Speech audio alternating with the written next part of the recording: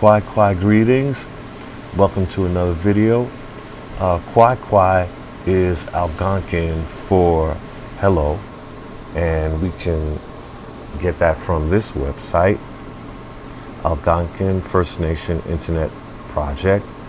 If you go down, Kwai, hello, and it's spoken by Michelle.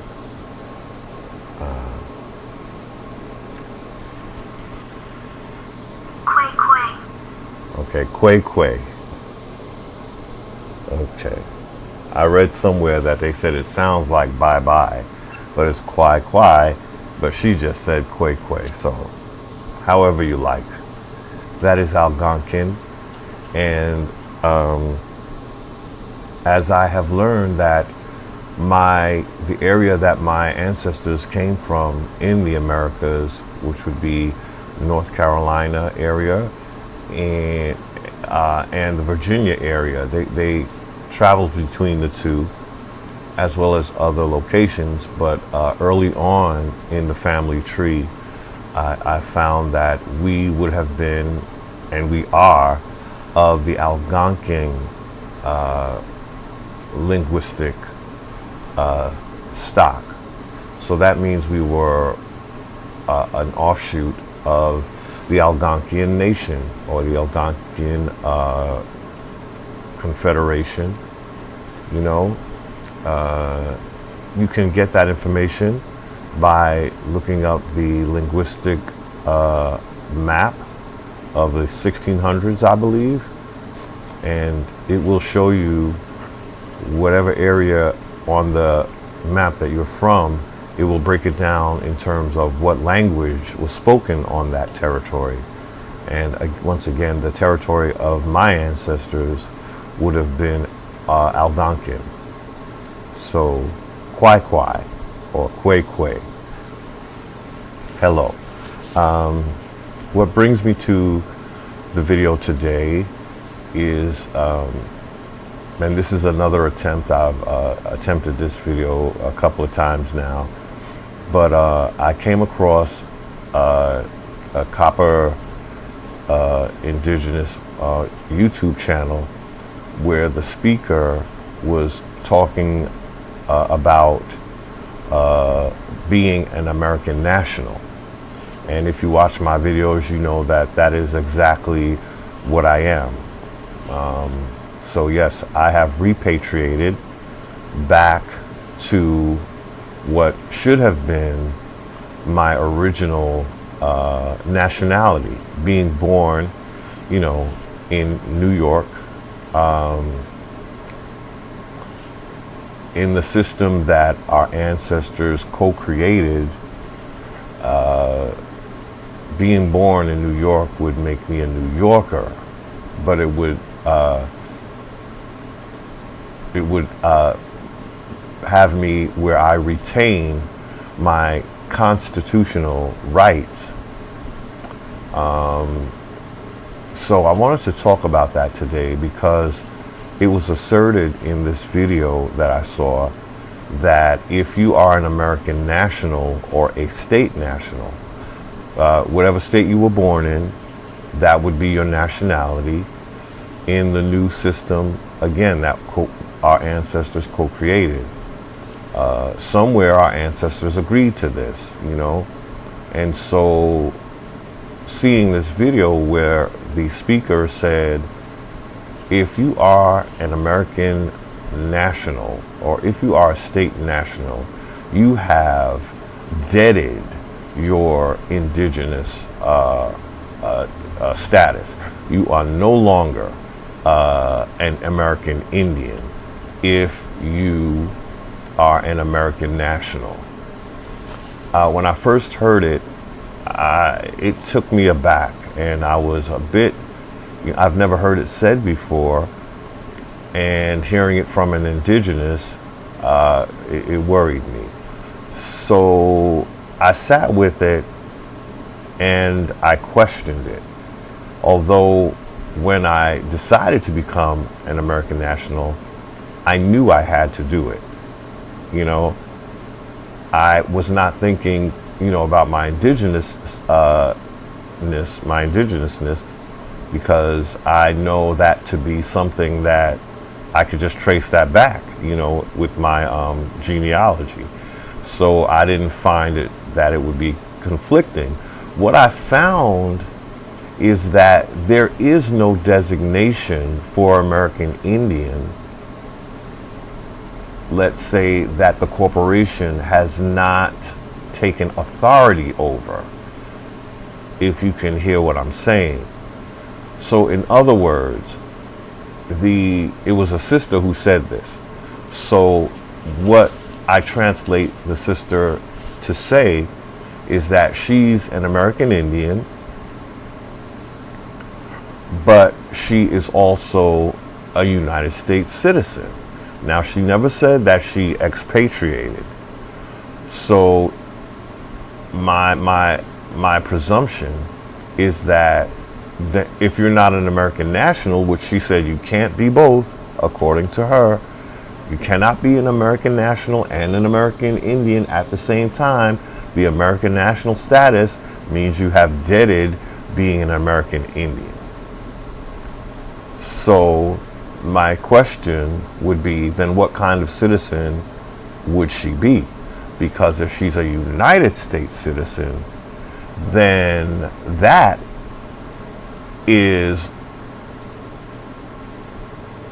would be what overrides her sovereignty. That would be like, in other words, she's under the jurisdiction of the corporation, even as an American Indian, because I'm presuming she must have a citizenship, or else she's liable to be, transported or deported to wherever her citizenship is. So once again, she didn't say it, but what she did say is that she's not, and evidently would not choose to be an American national like I have chosen to be. So my video today, I just wanted to look at some issues that came up for me when I thought about what she said and the validity of what she said. Is that really true? And then I had to ask myself, then which one would be more important to me in terms of having a footing on the land and soil? Now, being indigenous is all about the land, right? So if you have a citizenship that puts you in the sea jurisdiction, which a United States citizenship does, it renders you lost at sea, ultimately, because it is an international sea, S-E-A, sea jurisdiction, the ocean. So that is the only other citizenship outside of an American national, which again, she said she evidently is not an American national, because then she would, according to what she said, that would deaden her being an American Indian. It would void her American Indian status.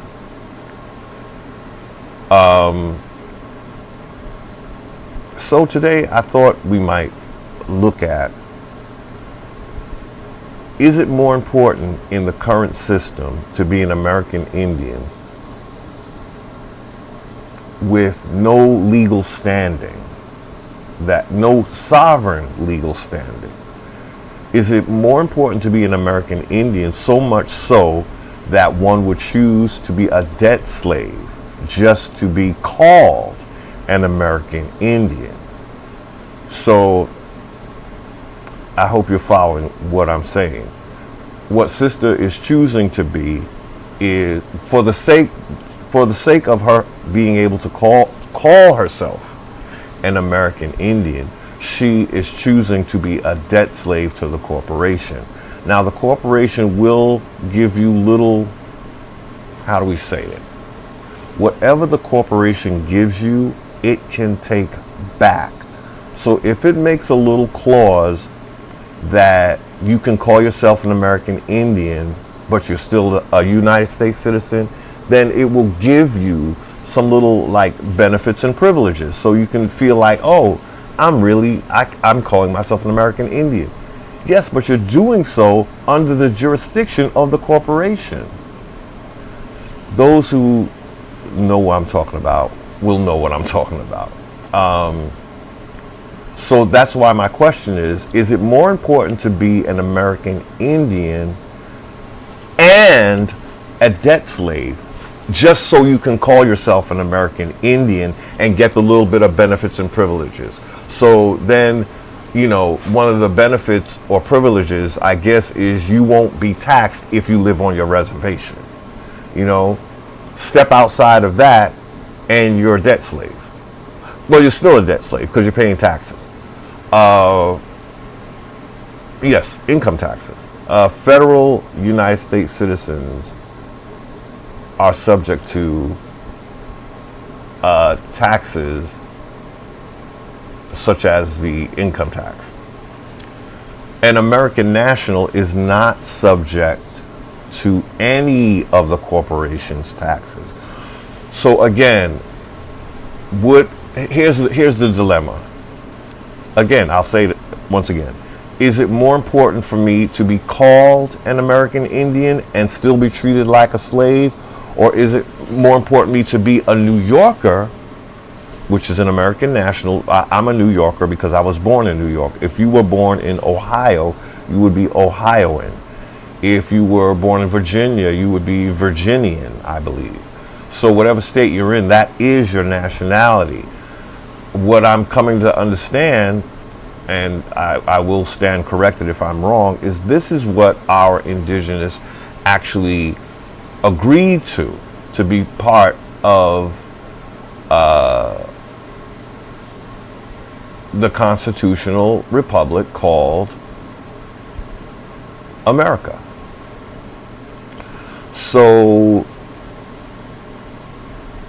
what I'm trying to say is, even if you're a nation, like a 501, is what they call it, a 501c3, I believe, you're still under the jurisdiction of the United States Corporation. And I'm going to read a little bit about that today. So what I started to see that the corporation is doing, it's taking all the different terms for being indigenous and it is owning them. So when it owns how it owns the title of American Indian, that would be in terms of you're still a debt slave. So an what I'm trying to say is there is no citizenship called American Indian citizen. American Indian citizen. There is state national. There is United States citizen. There is no American Indian citizen. That is not one of the two we just said. So that would mean what Sister said would be incorrect. Being a citizen, actually, being a United States citizen, actually gives you the title of an American Indian, but it leaves you subject to the jurisdiction of the foreign corporation called the United States. If anyone can follow what I'm trying to say. So out of the two, I'd rather live like an American Indian and be a state national rather than be called an American Indian and live as a debt slave, is what I'm trying to say, but is what Sister is suggesting is the way to go. I do not choose that way. If that works for her, I love it. It does not work for me. So that is what I want to say, and I'm just going to see if I could say it in as many different ways as I can to drive the point home. If you come across a video and the sister has said to you that being a state national deads being an American Indian. So the question is, do you mean being a state national means the system doesn't call me an American Indian, but they call me a state national? And if they do, is it more important for me to be sovereign and not called an Indian? Or is it more important for me to be sovereign and be called a New Yorker?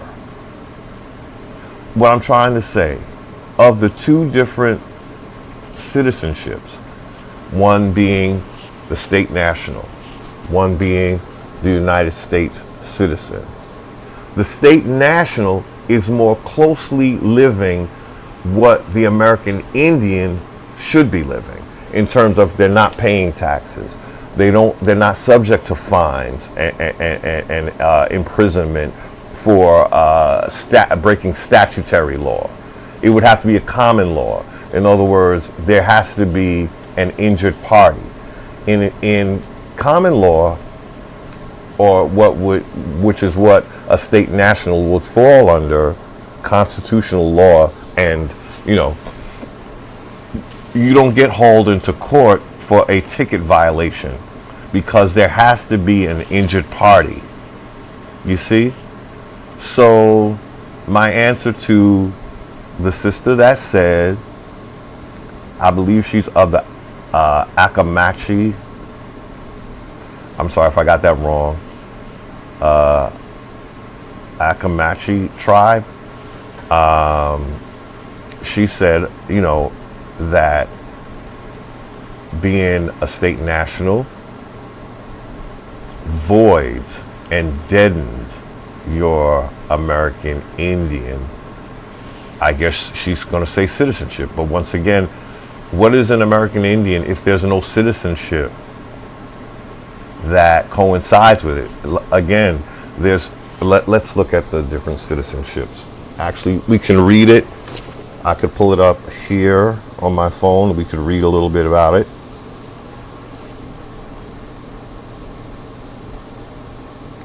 And I probably read from this site before. Well, we'll just read again. This is a very good site that breaks down. So I'm reading from, I want to read the big picture from the website called Constitutional Commando. Okay? So I'm going to read from that. The United States of America is a unique nation. It was the first constitutional republic in the world. Okay? So I'm going to continue reading that. Okay. The United States of America is a unique nation.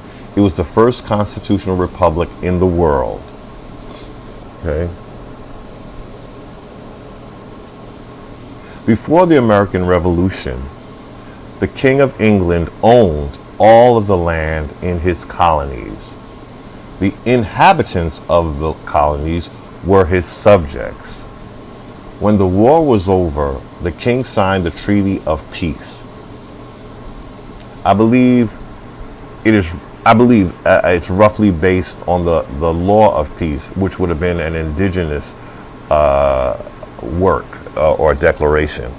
I believe even the Constitution is based on the law of peace. So it's interesting that we have the king signing the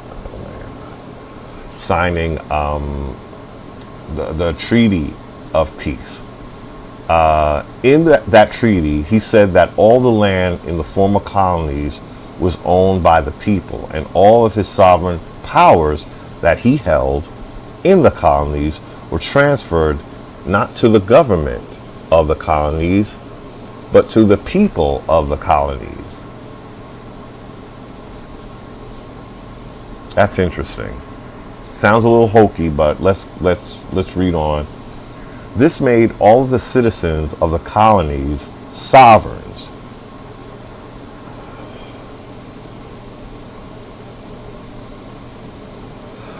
Sorry, I have a call coming in, and I told the person I would be doing a video, and they're calling me anyway. Okay. But to the people of the colonies, so in other words, the sovereign powers that he held in the colonies were transferred not to the government of the colonies, but to the people of the colonies. This made all of the citizens of the colonies sovereigns. So they're talking about the Revolutionary War, which our indigenous fought in.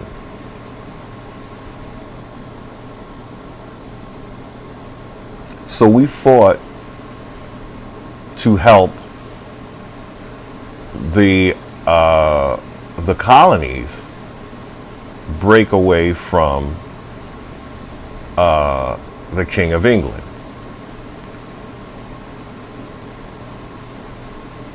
So we had a lot to do with how the government looked after we won that war, the Revolutionary War. It is we who constructed the Constitution, what the Constitution is built on, and America was always a land from ancient times. America was always a land that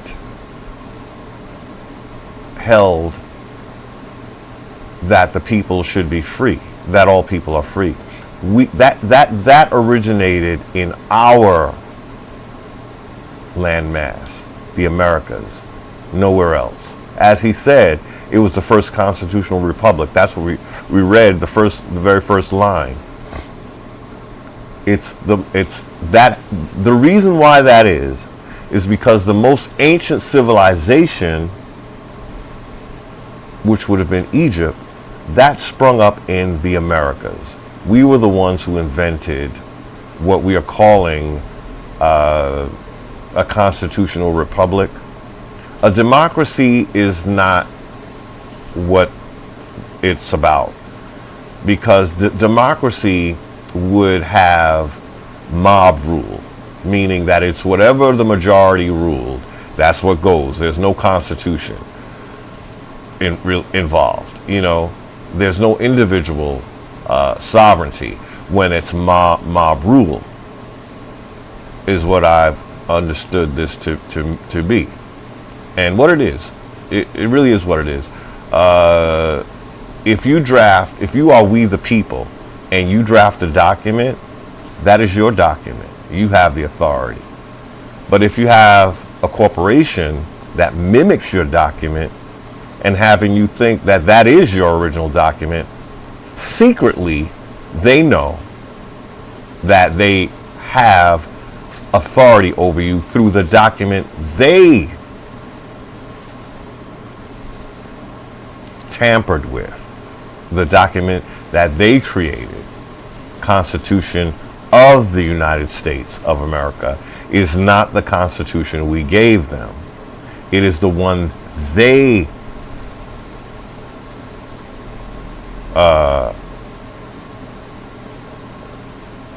committed treason of some form of that when they doctored and have us thinking, basically that is our original document.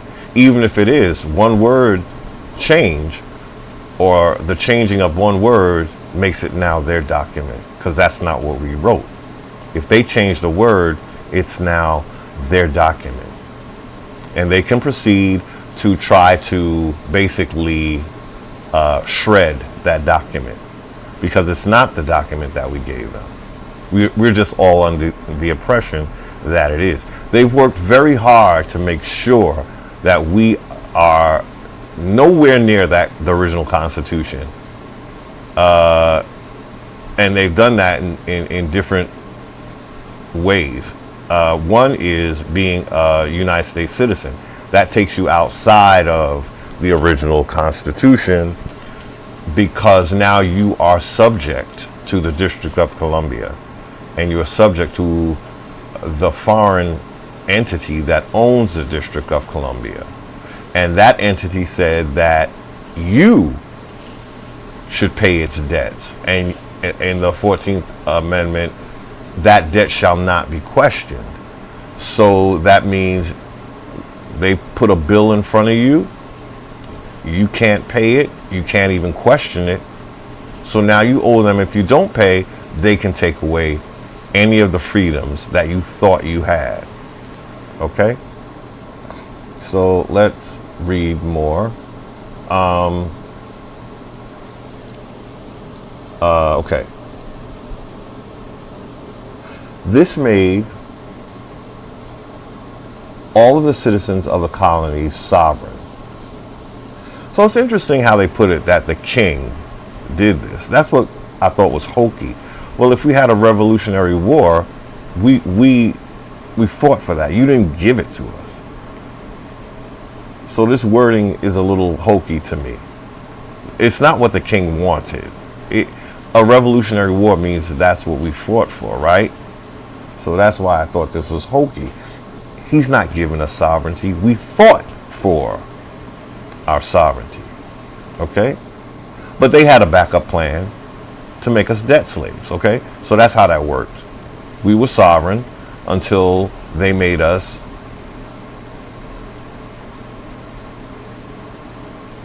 the collateral for their debts. That's like me hiring a contractor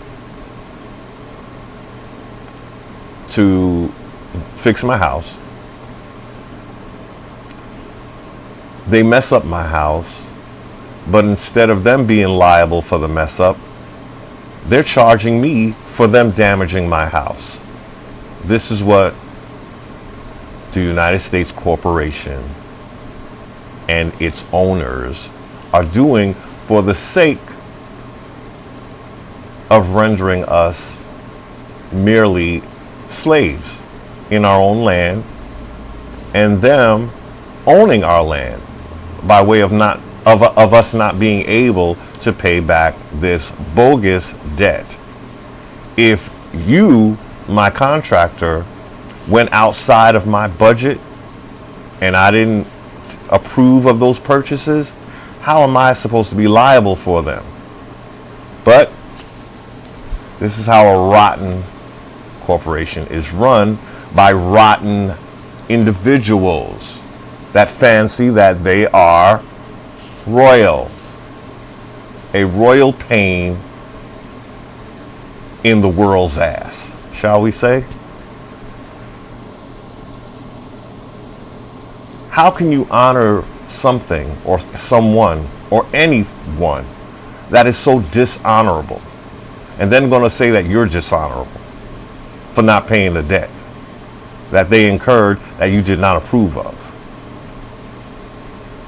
How can I find nobility in that?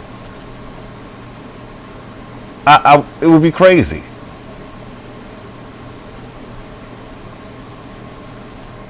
So let's continue. Okay.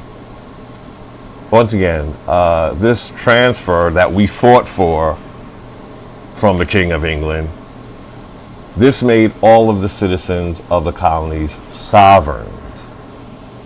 This has never happened before or since in any other country.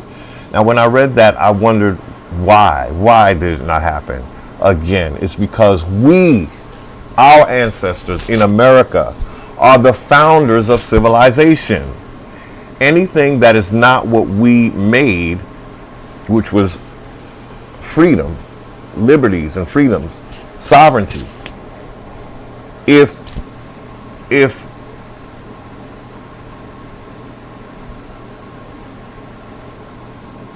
no other country is espousing that, then they're going under something that they created, the foreign government created, which would be more of a monarchy, a straight up monarchy. Our ancestors in the Americas we were the ones that first had high civilization, and that meant a place where we welcomed the foreigner. We didn't oppress the foreigner. That's what a high civilization does. It is more barbaric for what you want to call it, a civilization, to be unwelcoming to foreigners. Yet at the same time, we never meant for our foreigners to trade places with us. But that is what the corporation has done. They fixed it so that anyone that comes here are entitled to what belongs to us as the indigenous.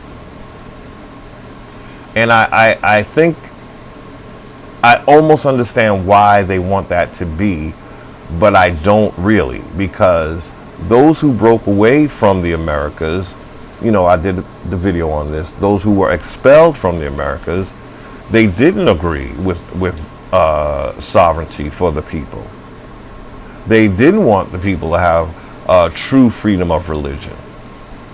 So, they broke away, they got expelled, and they went about creating what we call kingdoms, or monarchies, in what we are calling the East Hemisphere, which is actually the West Hemisphere, or Hemisplane, to get it really right.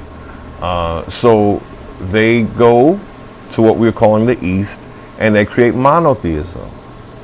Monotheism, it usurps your freedom to choose by offering you only one deity and one religious system to honor. So that's how your true sovereignty is taken away when your choices are taken away. So in other words,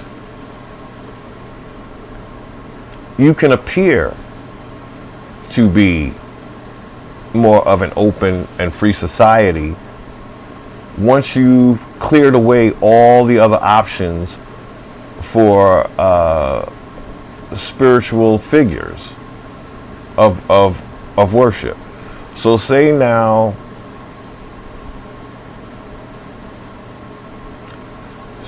we have a family of deities like Osar, Aset, Heru, the first Holy Trinity that originated in the Americas. Now say the nation that seeks to dominate, they only walk away with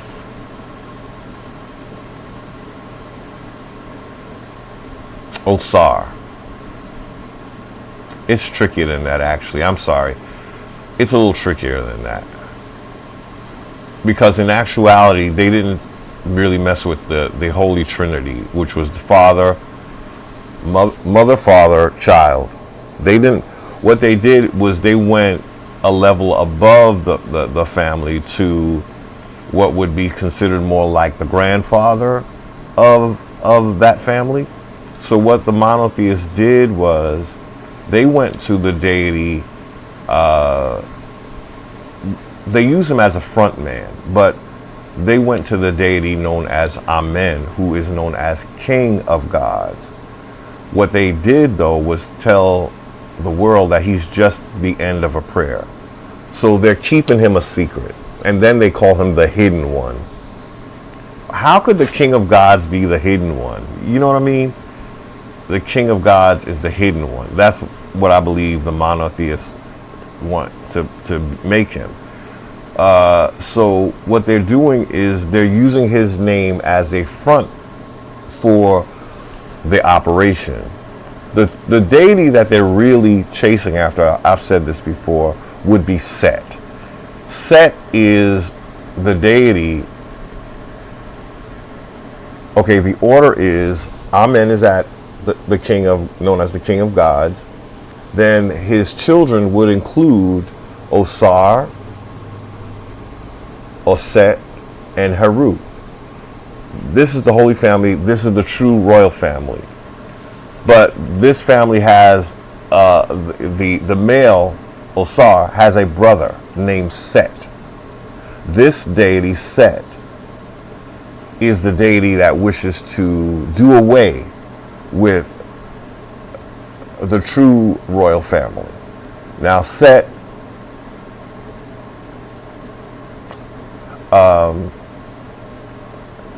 in the ancient story, Set is on the boat with the king of gods, Amen. So Set has a relationship with Amen that is rather intimate and interesting, because he is the more malevolent deity, whereas Amen is the more benevolent deity. That's the father, or I call him grandfather sometimes, but basically he's a level above the royal family. Like the royal family, he defers to the royal family, is what I want to say. His role is a bit more in the esoteric world, if I could say it that way. He represents the sun, the literal sun, okay? Whereas Osar, his son, S-O-N, is the physical being. That would be the more human representation of this lineage.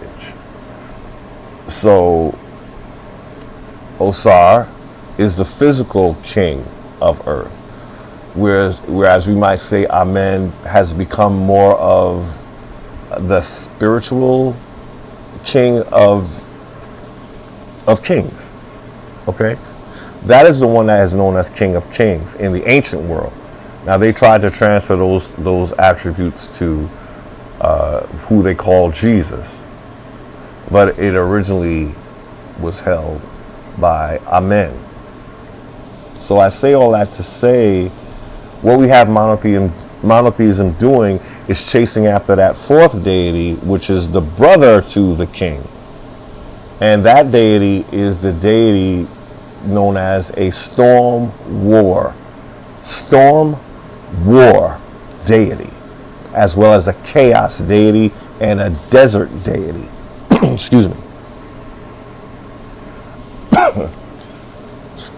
So what monotheism is doing is cutting out the family, so you don't realize that you don't have any choices. You see? So they can say that they're for freedom of choice, but when they've limited your choices, was the whole point I was trying to make here, and you only know of one deity masquerading as the King of Kings or the King of Gods, and it's called Set. So that is what the monotheists did once they were expelled from the Americas. In the Americas, we honored all the deities for their rightful roles. Set actually has a rightful role even in our system. Set had the role, once again, he's on the boat, the sun boat with Ra. He helps Ra, as I said in previous videos, to make the sun, quote unquote, rise every day. So that is his rightful place in a just kingdom. Set has a rightful place, and it's not a dishonorable place whatsoever. It's a highly honorable place, which makes our cosmology so interesting to me, because there really is no devil. Even Set is technically not the devil. We would call him that, but he actually serves a purpose, and a good purpose, assisting the King of Gods. But when it comes to those forces that wish to control, they have to pick a deity, right? That would be the deity that they would have to pick, because that is the one given to jealousy. That is why their God is called a jealous God. That is Set. That is the ancient version of his name, would be Set. In monotheism, he appears as Yahweh. Okay? So yeah.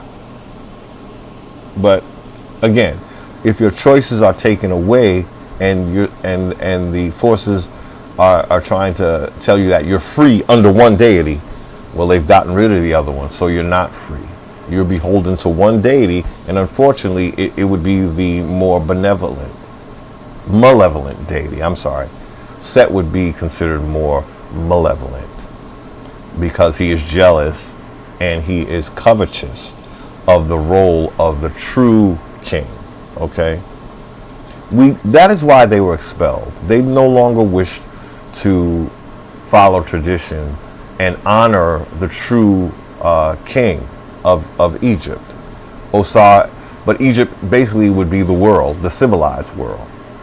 So if you take away the king of the civilized world and you put his jealous brother in his place, you're going to have chaos, you're going to have war, you're going to have deception, you're going to have lies, and then you're going to call it justified.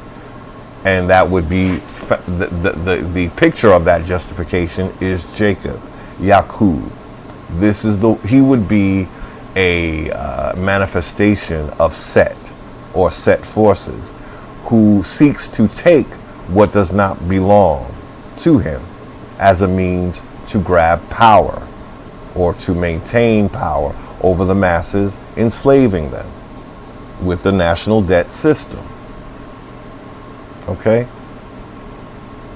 So what that adds up to is America is the place where civilization was birthed, but it's also the place where unjust slavery was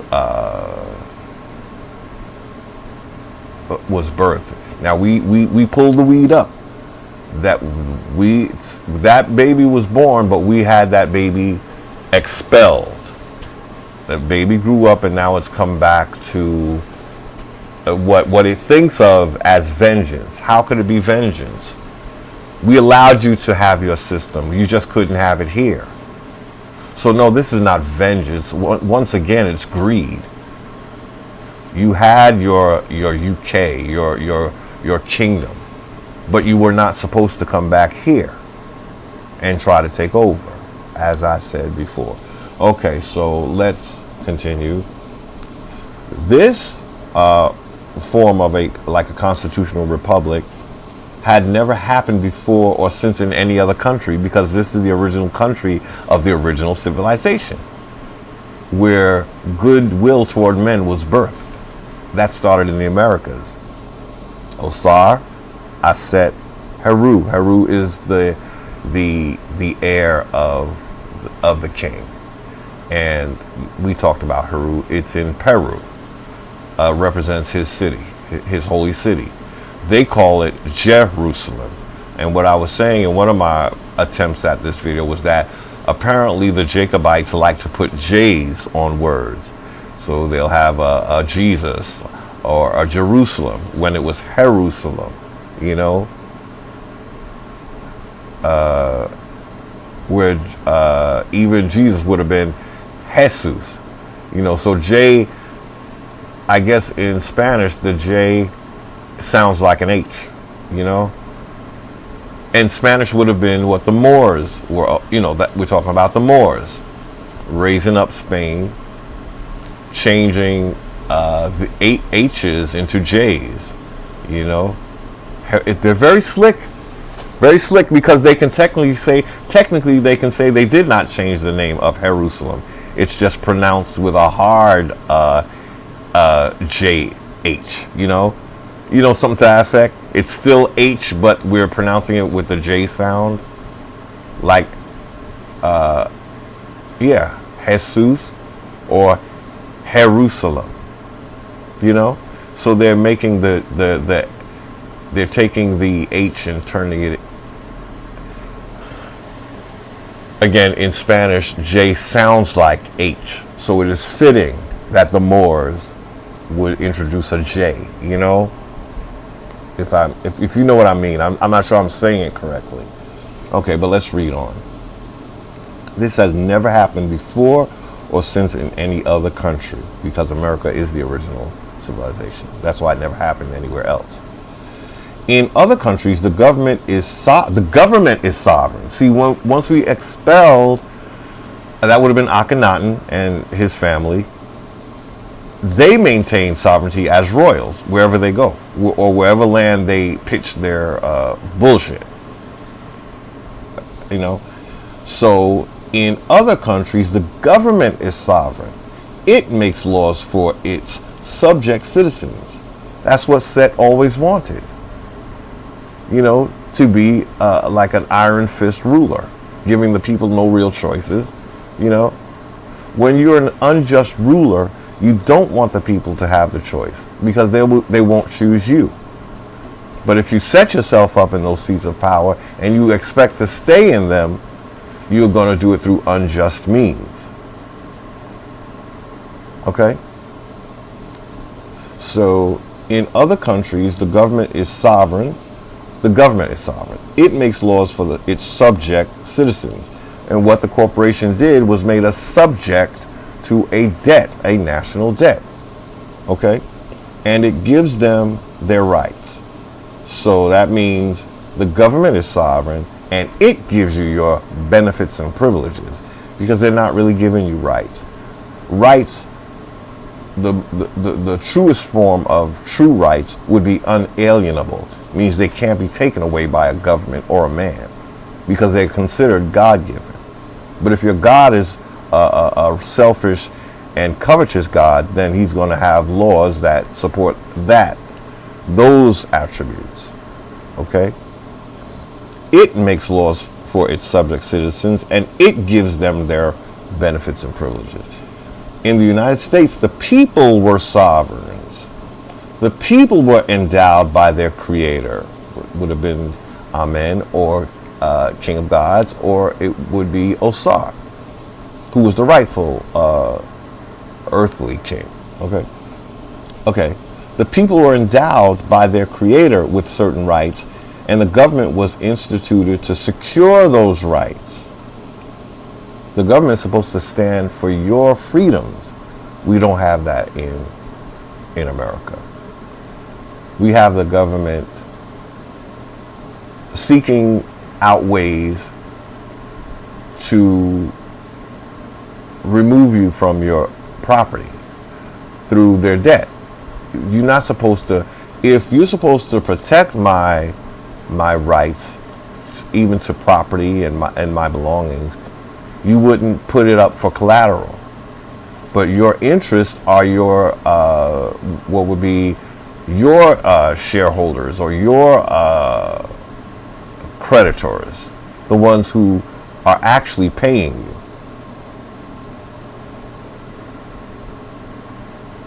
you. You know, because we are no longer seen as on a sovereign footing. We're just the slaves in their system. So someone else is providing them a living, some other entity, much like a monarchy, because that it would be. Okay. And priests are considered in the hierarchy of like a monarchy. They're somewhere in that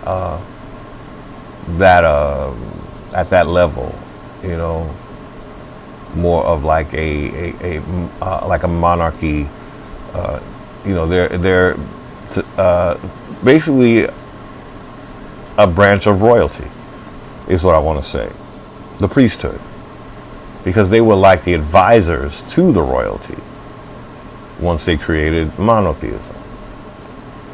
And then they elect their offspring, their mulatto offspring, right, to the high seats of their monarchy.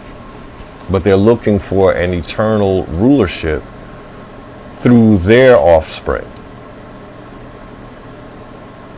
And they do it through religion. That's what priests do. So they convince their offspring that this is of God. And all those people that we rule over, they reject our God. What you didn't tell your offspring is that we reject that God because he is against all the rest of the gods, the family of gods. Okay? In fact, he's their jealous brother. That's who their God is. Because, once again, it's a storm, war deity. Storm, war, and chaos deity. That is what the God of monotheism is defined as. He's a storm war deity. You could look it up. The main god of the Judeo-Christian, traditions. Okay? Okay. Okay. The people were endowed by their creator with certain rights, and the government was instituted to secure those rights. We, the people, gave a portion of our sovereignty to the state government. That state, the organic state. So that is, that is why you can be a state national, because we gave them, we made the state the foundation of our, the footing of our sovereignty. Whereas the District of Columbia, if you're a United States citizen, which is a District of Columbia corporation, then you're not one of the states. You're under a foreign jurisdiction. Okay? So, we the people gave a portion of our sovereignty to the state government, and the states give a small portion of the sovereignty we gave to them to the federal government, so that it would be strong enough to defend the people. The Constitution for the United States of America describes the powers that the states gave to the federal government. We have to begin to try to look at the states as countries or nations, because I believe that is what our American Indian ancestors agreed to.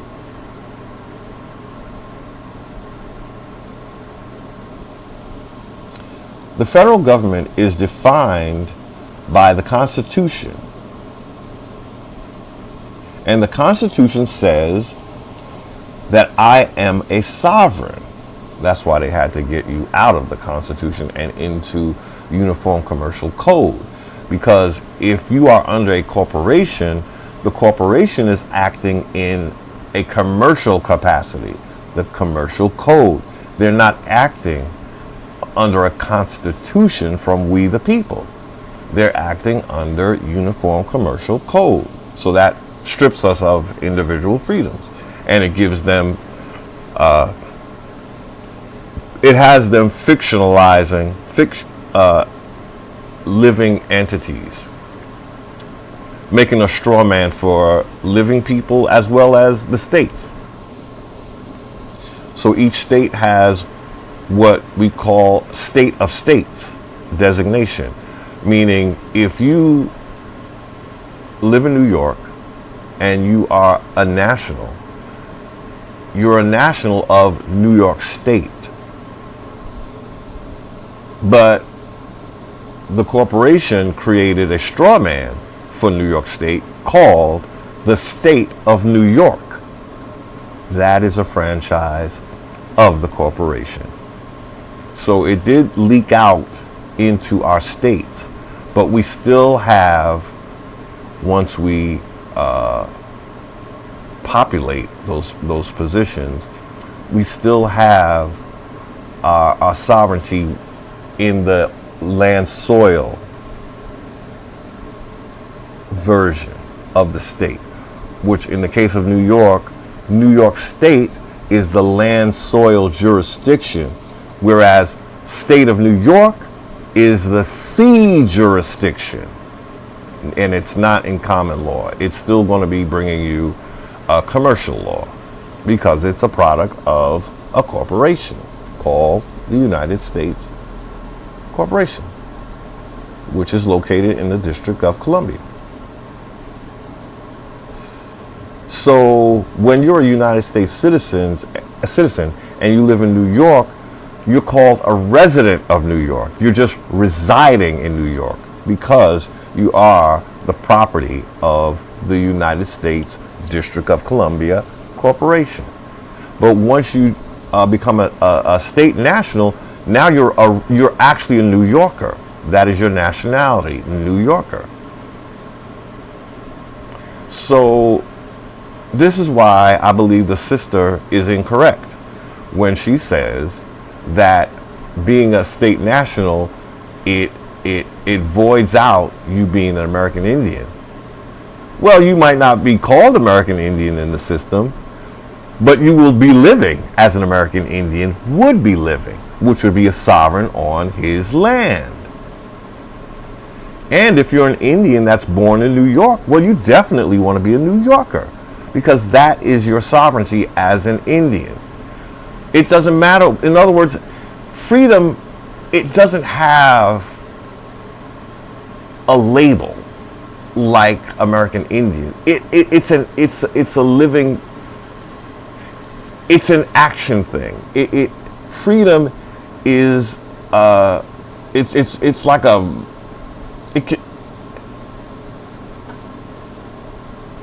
it's an action thing, because to exercise your freedoms, that these are actions that you can take and be free to take them. You know what I mean? Even if I'm not saying it correctly. So, in other words, again, I'll say it again. Is it that we want to be called American Indian at the cost of being sovereign? Or would we rather be sovereign and be called a New Yorker? But know that that is the way that is a system that our indigenous ancestors did design. Somewhere along the way, I think what happened is that it became, being an Indian was like being called a nigger at one point, because it seems like they really, of course the corporation, instigated this, but I think what happened was the corporation was bringing in, as it always wants to appear, a more modern way, of things. That, what you're doing, that's how the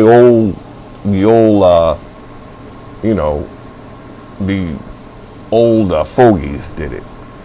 So some of our Indians were tempted with the trappings of the corporation, I believe, and they wanted to dress like how the Europeans were dressing. We were wearing our indigenous wear, and then we had this influx of people wearing ties and hats and suits. And I think some of our indigenous got seduced by these things, and so we wanted to be part of the new system. It had a modern feel to it. That is the way the oppressor tempts indigenous people with what they're calling more civilized. And that they use that term, civilized. We're not running around spearing turkey.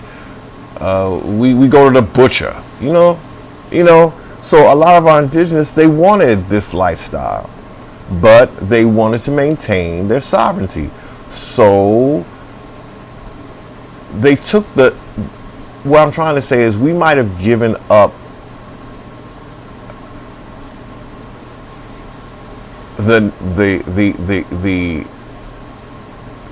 title of American Indian so that we can partake in this, but we never gave up our sovereignty. The system tricked us into that. It trapped us with the modern stuff. Then once we were in it, first of all, the modern stuff, it makes you dependent on modernity, because now you don't know how to live if you had to live in a more basic, in nature kind of way. So modernity, it kind of cripples you, and the system knows this. They know that we want our computers and our cell phones, but all of those things they use to trap us. The cell phone is a tracker. The computer has a camera. I'm looking at it right now. I usually have it covered. I usually have my phone camera covered. It's a recorder. It's a tracking device. See, modernity, what they're seeking to pull you into their world. And now they have the metaverse, which pulls you further into a fictitious world. I believe our ancestors, they never intended to be sucked up into a world of fiction. They wanted their sovereignty, but the system they created required that we become state nationals. I have no choice but to conclude that that's what it was, because that's what being a state national does. You're not subject to the corporation as a state national. So once again, our sister who claimed that, our Akamachi sister, who claimed that you can't be a state national and American Indian. Well then, sister, what you just told me is that you're a United States citizen, right? What other citizenship there is there? You have your state nationals, again, I'll say it again, and you have your United States citizens. Okay, but we're going to look a little further into that. Okay, let's try to keep reading and not stopping. Okay, what are we? We got the 1 hour mark.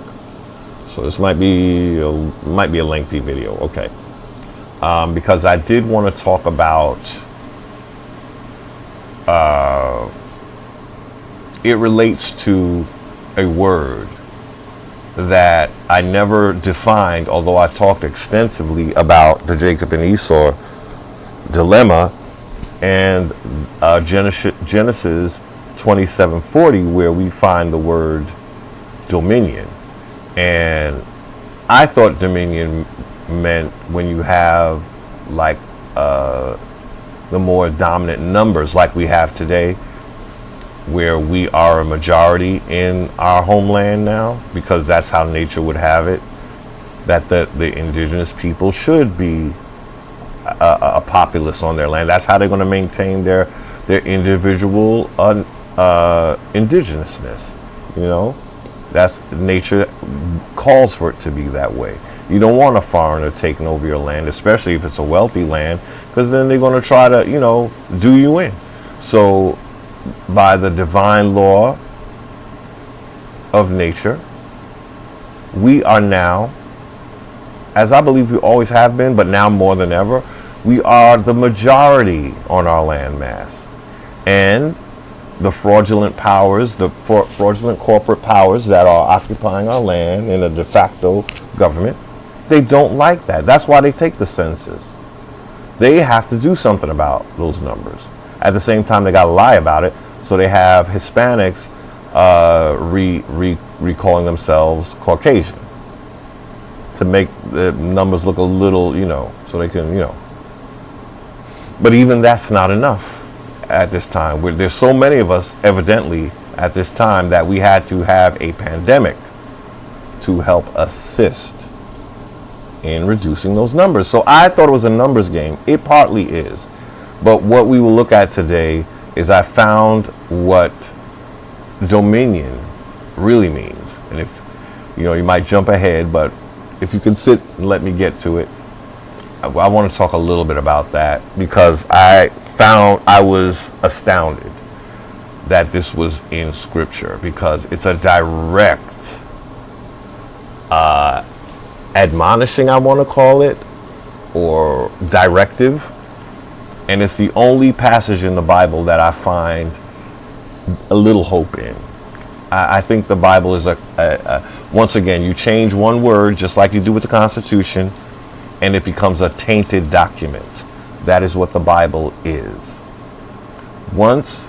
Especially once a king gets hold of it. And we know that the king founded the 13 colonies, and we know what went on in the 13 colonies to some degree. You know, it was about indentured servitude, right? Tricking the owners of the land so that you can take their land, right? Promising them that this was temporary, right? And they'll get their land back once they work 7 years. But then you say they didn't pick enough cotton, so you're going to add another 7 years. Oh, you know, they did something else wrong, so you're going to add another 7 years. And now they owe you. You're on their land and you're making them pay you for something that wasn't right with your produce or whatever. This is the ratchetness that so-called holy, those who deem themselves holy and bringing you Christ. This is the shenanigans they were espousing. The least godly of undertakings. You stand convicted. But we know we are a civilized people here in the Americas. We don't wish you ultimate destruction like you wish for us. We hope you learn our civilized ways instead of trying to use it against us and using your civil laws and old bullcrap to try to trick us. It's over. It's over.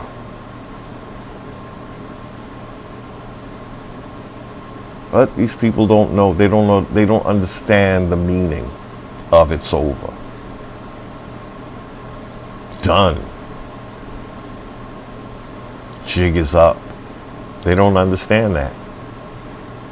And that is why then it becomes uncivil. Because if you don't understand your own Bible, the one you drafted up that says at Genesis chapter 27:40, when you have the dominion, you will break the yoke of Jacob set off your neck. Did y'all not read that? Well, let me remind you. You said it before your God. You said it before all the gods. It's in your book. But you never talk about that passage, do you? You're too busy glorifying Set, Yakub, and the people he's using. I'm not going to say those people are altogether wrong. Those people we call the Jehus. You know, I'm going to try to keep this video where it doesn't, get striked or anything. I'm not being disrespectful. I just want to get a message that it's not the people. It's never we the people. It's those principalities in high places that your scripture talks about. Now that was true. That was true. We're talking priesthood. You're talking the highest of the fraternal orders and the fraternities and the knights of this and that. All they're infatuated with titles of nobility. That's why we kicked their asses out. They got infatuated with the power and they did not care about the people. And we said, you got to get the hell up out of here. We expel them. Akhenaten, he's the monotheist. We talked about that. But we need to drive these points home. We need to be reminded, And here I go off the reading again. But let's get back.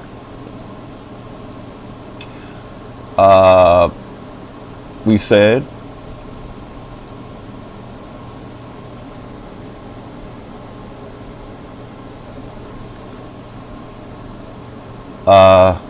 we gave a small portion of the sovereignty. A small portion of the sovereignty we gave to them, to the federal government, so that it would be strong enough to defend the people. The Constitution for the United States of America describes the powers that the states gave to the federal government. The states were in an authoritative position over the federal government. The federal government has changed that dynamic. They turned the tables on us. That's why they don't teach civics. So the states is where the power came from, in turn, the states got their power from us, we the people. But this government did everything it could to make the indigenous not even part of that.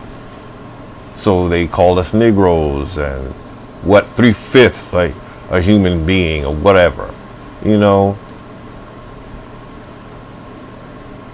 then someone tried to justify what 3/5 meant or why that was instituted. It's an injustice, okay? It's an injustice. Because number one, if you stuck to the republic, You wouldn't need to make us 3/5 human, because it wouldn't be a numbers game. So the idea was it would take like 3, 4, 5 niggas to vote to one white vote. So in other words, fewer so-called white people were needed to get, say, some law passed. Then it would take fewer white people to get it passed, and it would take more of the indigenous people or to get a law passed. It would have to be more of us.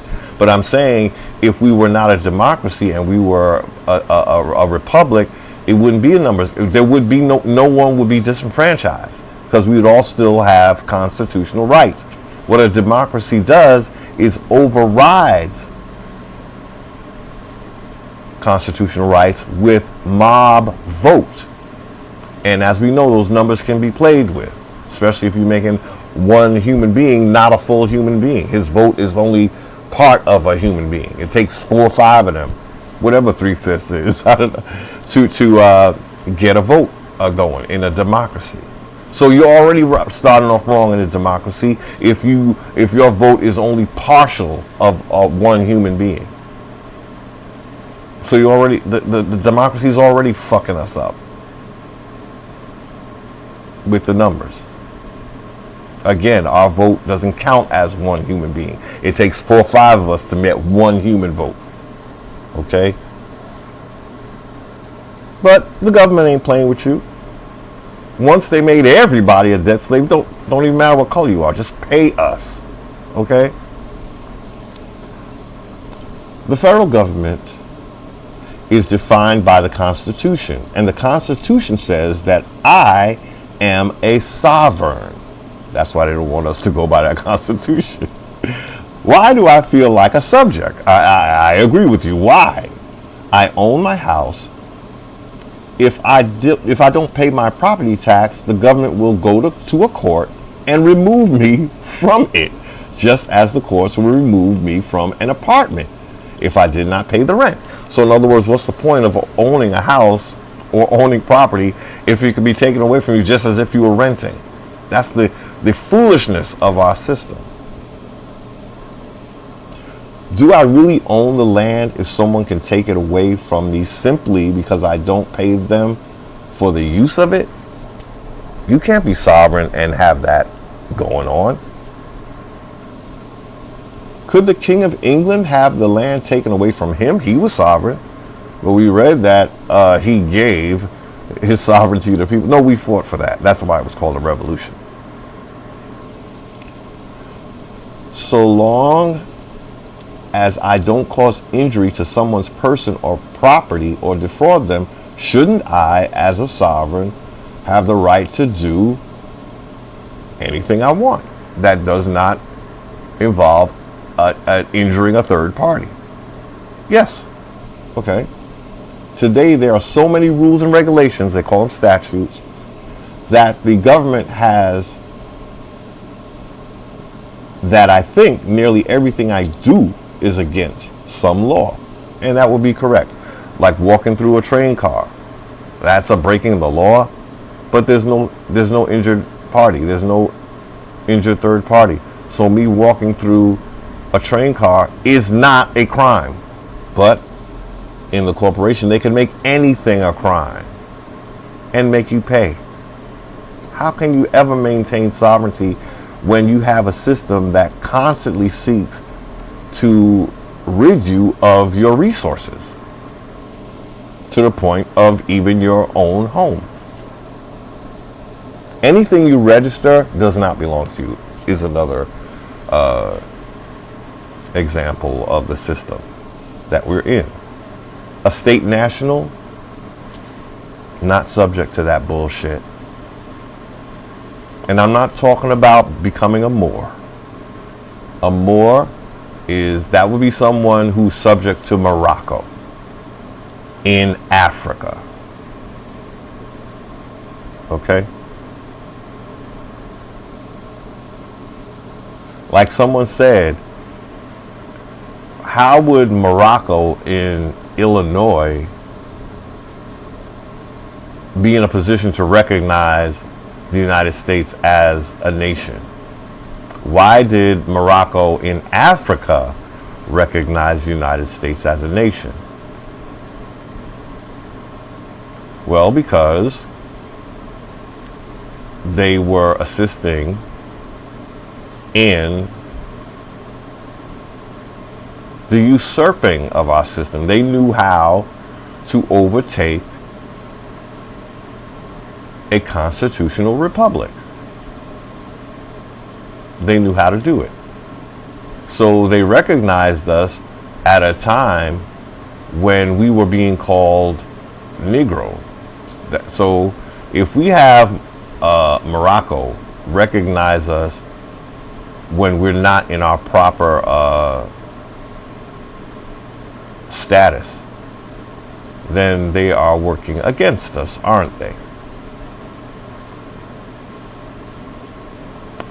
I'm going to say this, I don't think many Moors understand what they are in. Again, it's usually never we the people, it's those who are indoctrinating the people. Just like when I was a Christian. The only reason I was one was because I was indoctrinated and I believed that bullshit. But once our indigenous brothers understand what the Moorish movement is actually doing, they're not going to want that anymore. They're not going to want that anymore. And again, we're a civil people. In fact, we are the founders of civilization. So don't ever think my video is about promoting aggression toward the powers that should not be. I'm promoting knowledge of those powers that should not be. In a peaceful manner. I'm a peaceful American. I am a state national. I am a New Yorker who happens to be aboriginal to America. Okay?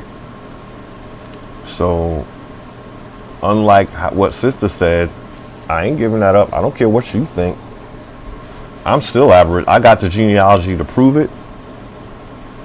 Hell, I have my family comes from a family of Browns. How much more indigenous do you get than with a last name like Brown? And that's all up in my ancestors' tree.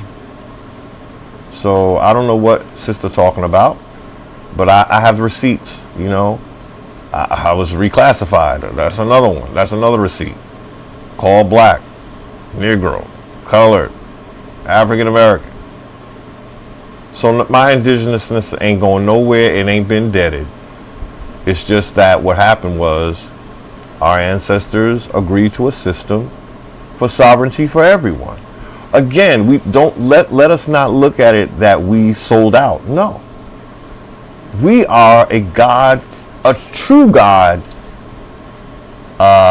encompassing people.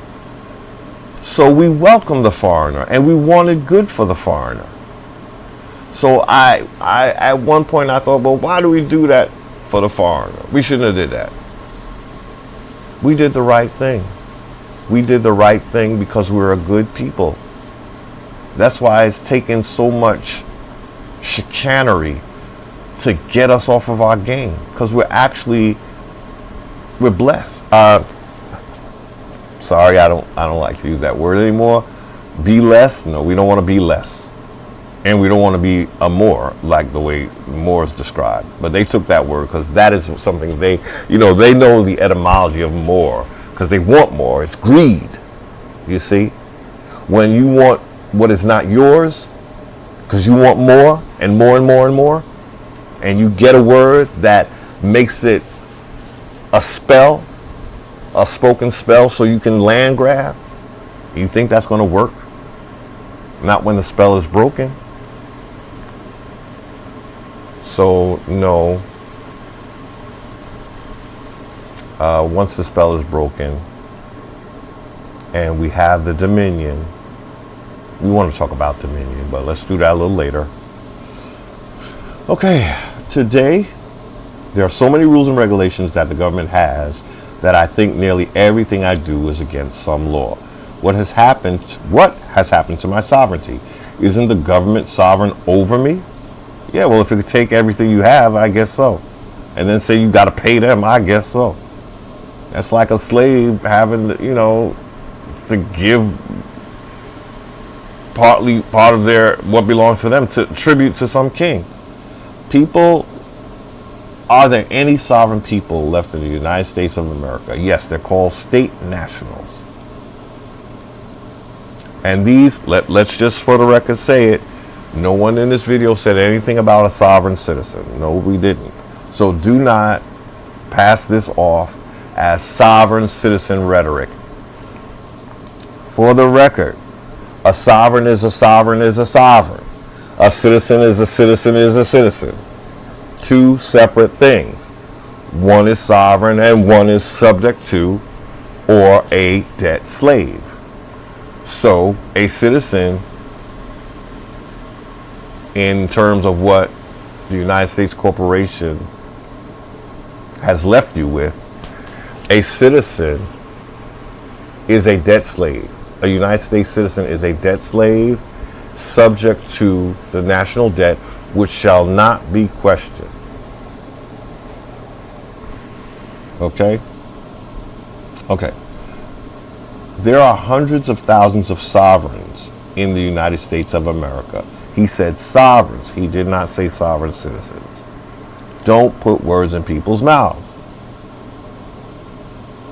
It is a great lesson in this.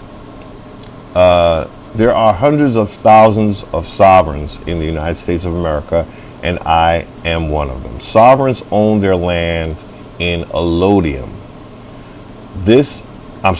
That is, the government does not have a financial interest in their land. Because of this, they do not need to pay property tax, school tax, real estate tax.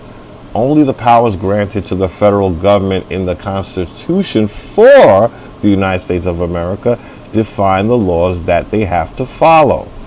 This is a very small subset of the laws most of us have to follow, unless they accept benefits from or contract with the federal government. This is why you don't want to be an indigenous tribe that's federally recognized. Because if you accept benefits from or contract with the federal government, then you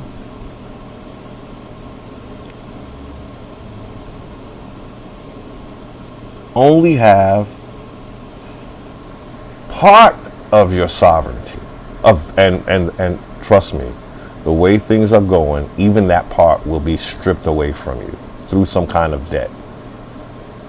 So it was a hard pill for me to swallow, to understand that even if you create a corporate tribe, you are subject to the federal government. You're playing by their rules. On that note, I have to say,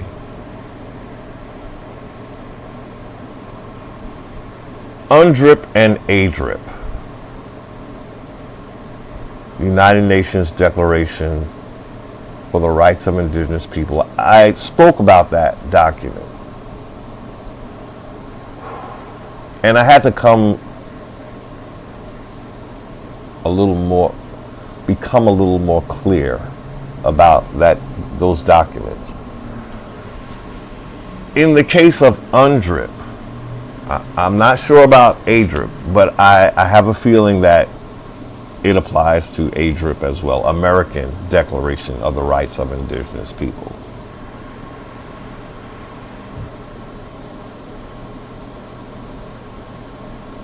The problem with those set of declarations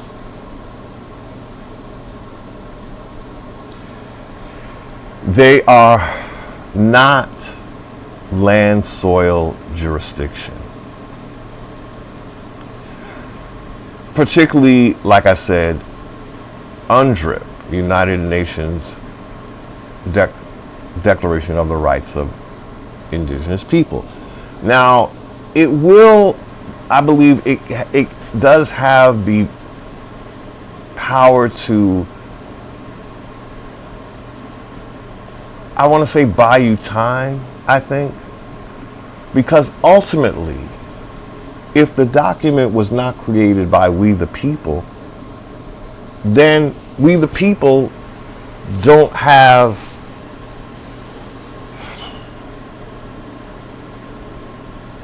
authority that we need. Again, I have to look further with ADRIP, American Declaration. Apparently, ADRIP is I believe some group of Native Americans that drafted that up. So that would not really technically include American Indians, as most of our indigenous know this. So what I mean, for people who don't know, is what the corporation did was it created its own Indians so it could look like it's kind of doing right by the Indians, but their Indians are called Native Americans. As we know, anyone born in America is a Native American, right? So that would exclude anyone that's being called African. So if you're called African American, they are bucking on the fact that you will not consider yourself part of what they're calling the Native American creation, the Native American group.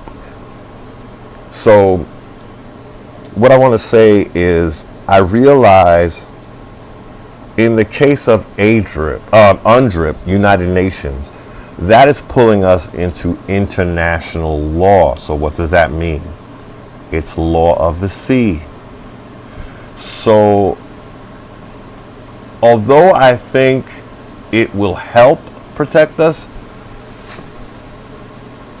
those would not be really unalienable rights, because that's what we did with the Constitution. See, what we need is the document that we drafted, that our ancestors had a lot to do with. Now, that document was not created by the foreigner. That document actually is founded square, I believe, on the law of peace, which was what our indigenous people went by. Now, there was some infighting, particularly the one that is significant for me is the one between the Algonquins and the Iroquois. And I kind of thought I would touch on that a little bit. It's a lot, so if I don't get to all of it, I will touch on it. But it's looking to me like the Iroquois may have had something to do with how, let's say, Britain was able to infiltrate our country. It's a little tricky to explain, but what I read was that the Iroquois' laws are very similar to what Britain follows, but I believe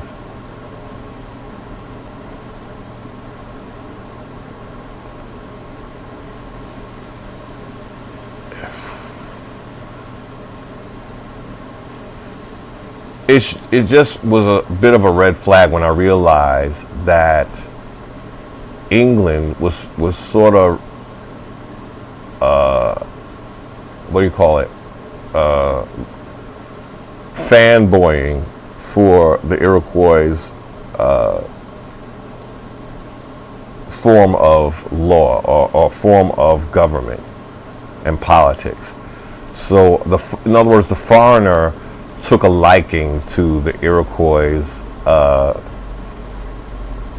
way of government and politics, whereas they weren't too happy with the Algonquins. And from what I thought I read, I think it was because the Algonquian was more, I don't know, I had a feeling that it was more oral tradition than a direct set of written, stuff.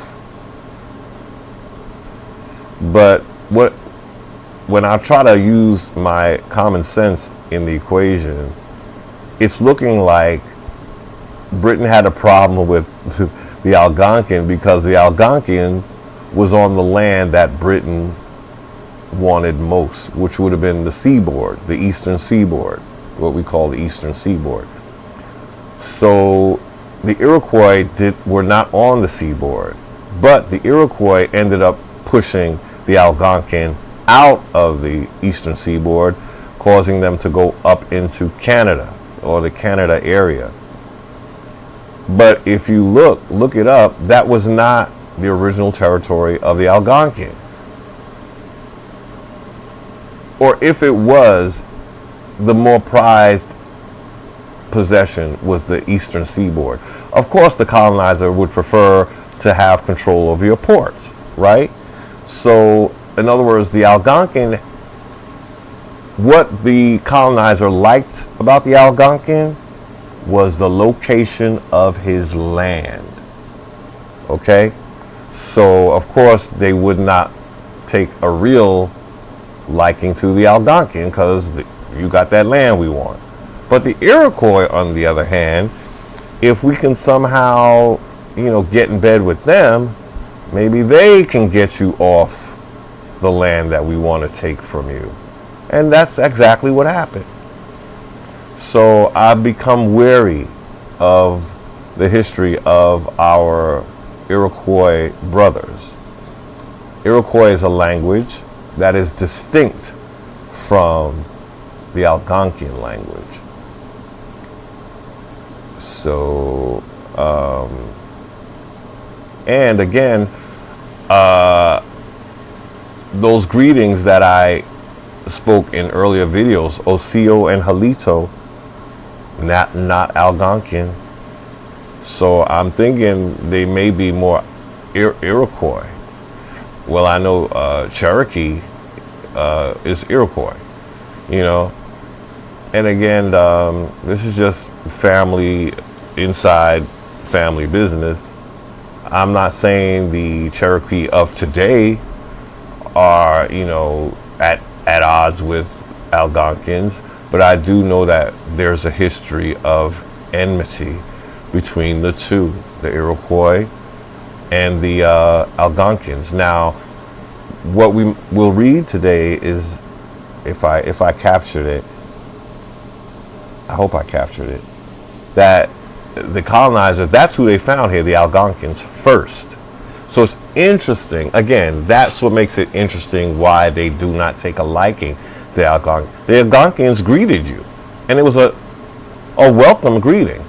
So how could you prefer Iroquois over the Algonquin where those are the first Indians you saw, right? See, it's a political thing. It's a political thing. All you were interested in was the Algonquin lands. And Pocahontas would have been Algonquin. The Powhatans, Algonquin speaking.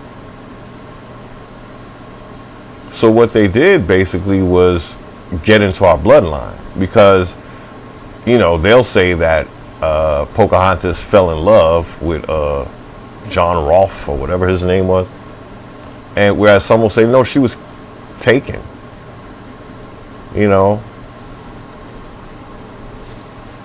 So it's just very interesting. This,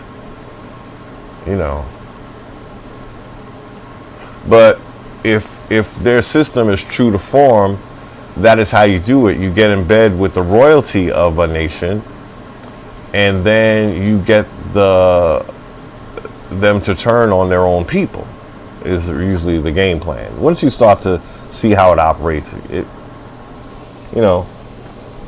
you see how it operates, So, okay, are we going to finish this? Okay.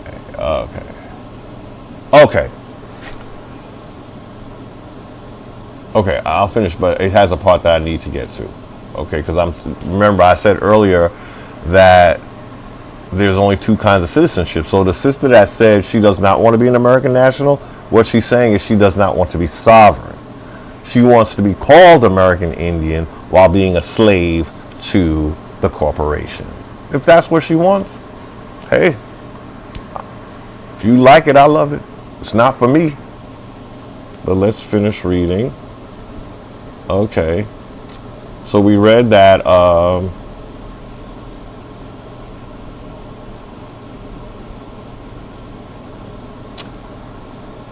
it's a very small subset of laws most of us have to follow unless they accept. So he's saying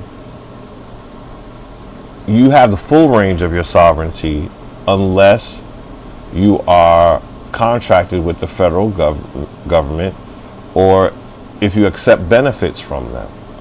So that would limit your sovereignty, because the idea is that the federal government only has limited sovereignty. So if you under their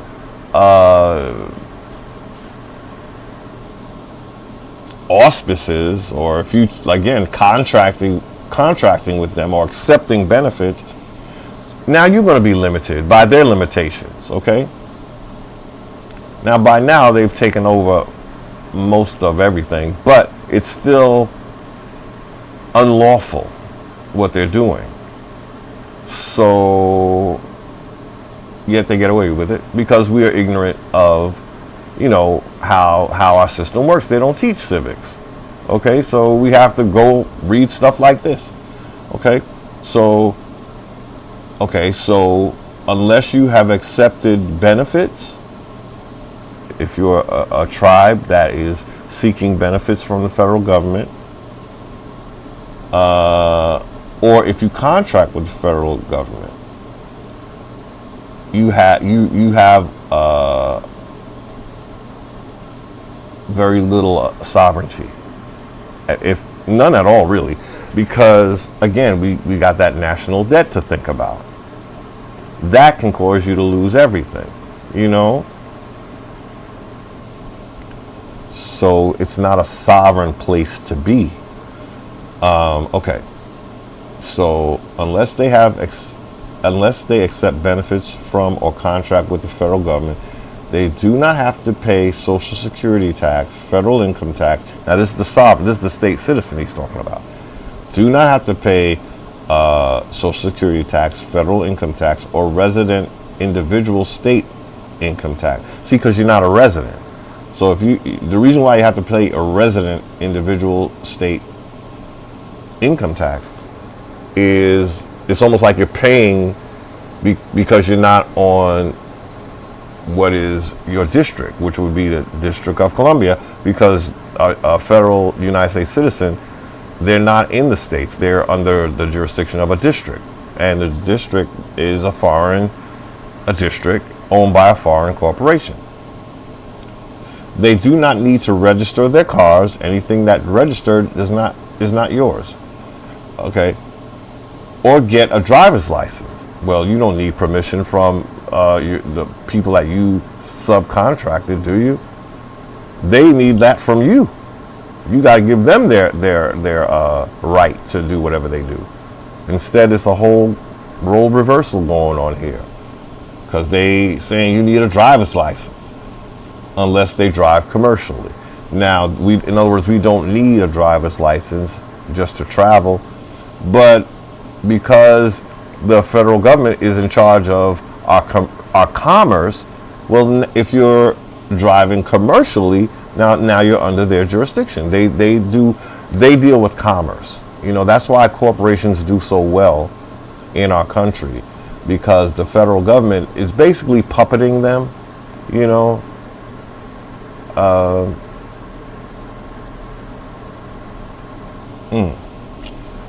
They can own any kind of a gun. Any kind of gun a state national can own without a license or a permit. You see, this was supposed to be a free country, not requiring you to get all these licenses and registrations and shit, permits. They do not have to use the same court system. Well, they can't, because the court won't have jurisdiction unless it's a criminal court where there's a real third party, injured party. I am sure that most people reading this are saying to themselves that this cannot be. It cannot be true. I know I did when I first heard of it. Me too. The government recognizes, here we go, two distinct classes of citizens. A state citizen, which I am, and a federal citizen, which is what the sister that said you can't be a state national is. Because if you're not a state national, I prefer to use the term national over state citizen, because there's just more of a distinction. So sister is clearly saying, again, you could read it yourself, there's two distinct, the government recognizes two distinct classes of citizens. So if they don't recognize you, then you're not here. Okay? A state citizen and a federal citizen. I'm a state citizen or a state national. But the idea is I'm under my state, not the District of Columbia. Okay? And as we read earlier, more of our sovereign powers were given to the state than it was the federal government. So in a state level, land soil version of the state, not state of New York, but New York State. On a state level, I have more sovereignty than if I were under a federal jurisdiction. So I just want to drive the point home.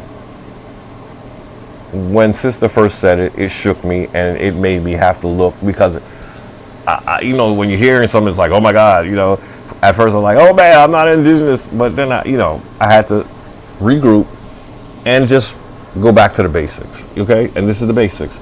The government recognizes two distinct classes of citizens, a state citizen and a federal citizen. The sister has to be one of the two. And she's saying she can't be an American Indian and be a state national. So that means she's one of the two, which makes her a U.S. citizen. She has nothing as a U.S. citizen, okay? Let's just cut to the chase. Except what she thinks is her right to call herself American Indian. Well, wonderful. But if you're still paying taxes and you're still subject to the corporation, what's the use of being called American Indian? I don't want a hollow title.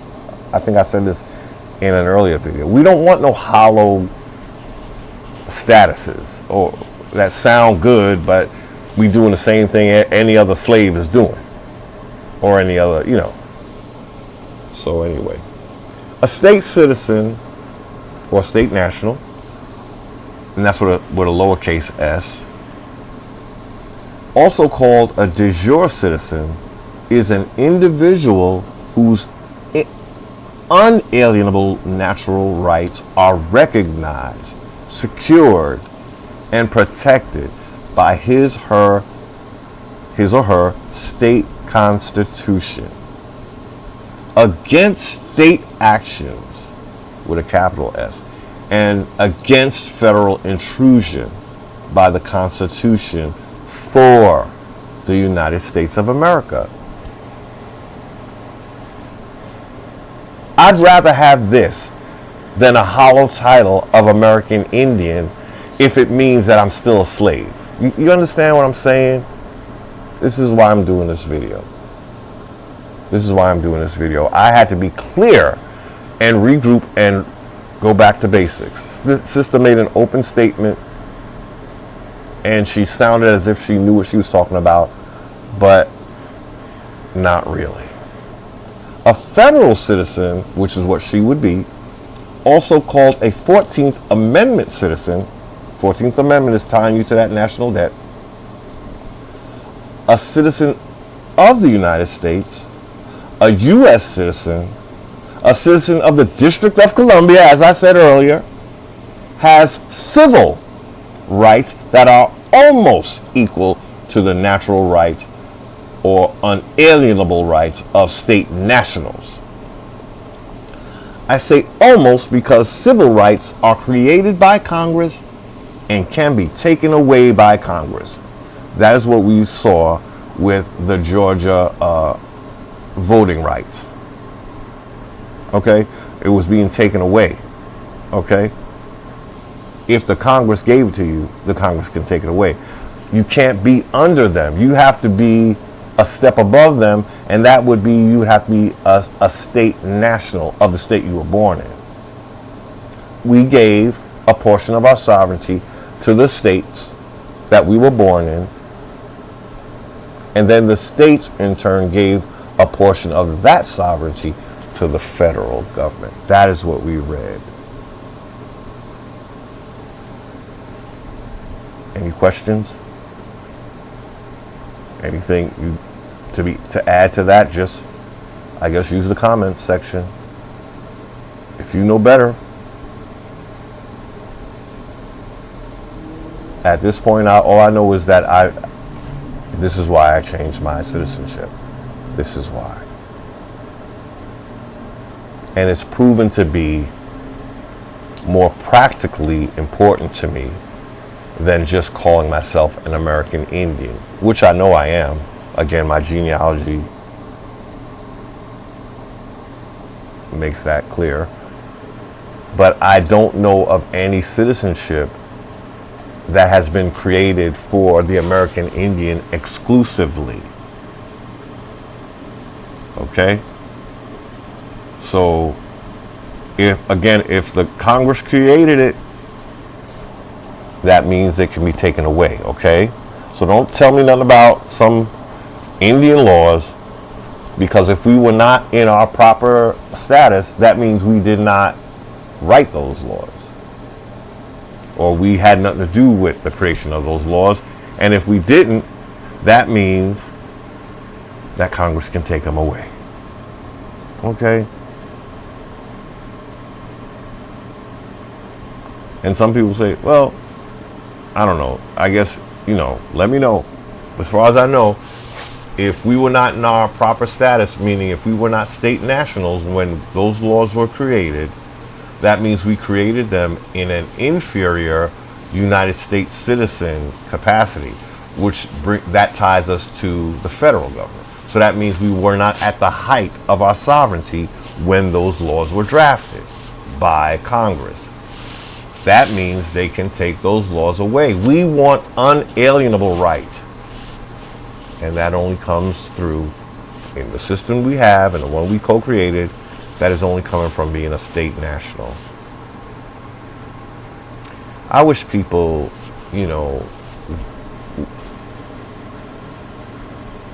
had more of an ear to really hear. I think some people think that this is all Moorish science. It is not. It is not. The Moors, just like the Feds, are just very good at mimicking, So no, if it sounds like it's Moorish, it's not. It has nothing to do with Morocco. But if we have organic states here in the Americas, like New York, Ohio, New Jersey, here on this landmass, which is what the indigenous need, connection to the land, has nothing to do with Morocco. That's why we have a constitution.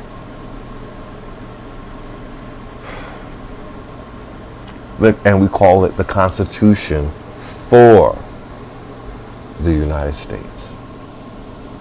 That's what we are falling under. That's not a Moroccan document.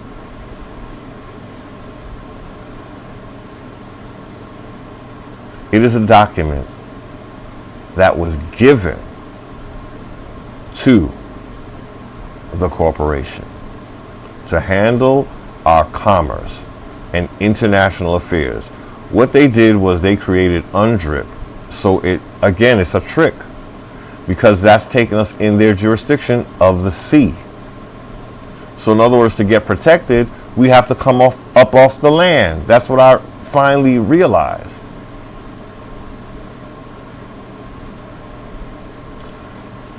What I'm saying is,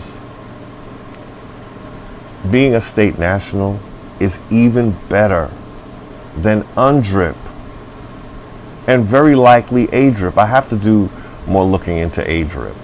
But all I know is that some organization was created, and when I go to their website, I don't see copper-colored people.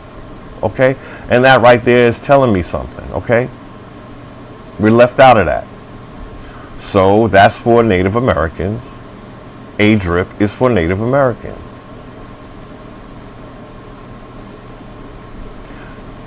When it gets down to the nitty-gritty, we're talking about a jurisdiction that is not land, soil based, or that is catering to the Native American and not the copper-colored. I mean, we can, again, I think it buys us some time if we're not a state national. But being a state national is going to put you in a position where you're not subject to any foreigner like you would be under UNDRIP, United Nations Declaration for Rights of Indigenous People. They talk a good game, but the bottom line, it's their document. They're enforcing it.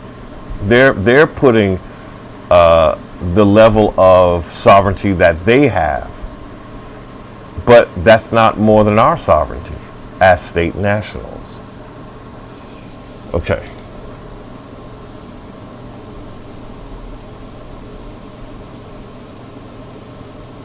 Okay.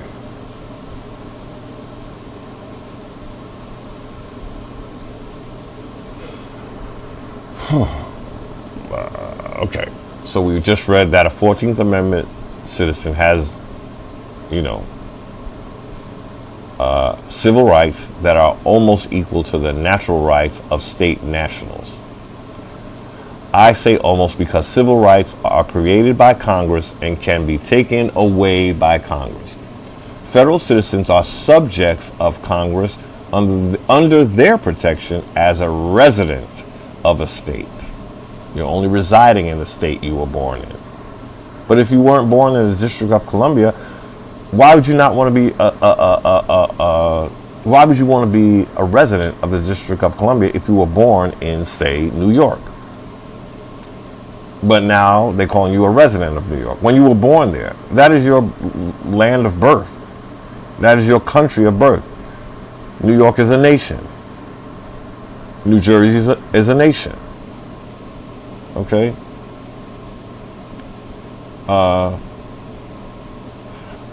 Okay. So it is United States defined in Article 1, Section 8, Clause 17 of the Constitution. So if you go to Article 1, Section 8, Clause 17 of the Constitution, you will find out that the United States is a corporation. It's incorporated. It's a corporation. The individual states may not deny these persons any federal privileges or immunities, meaning that if you're a United States citizen, the state you are in cannot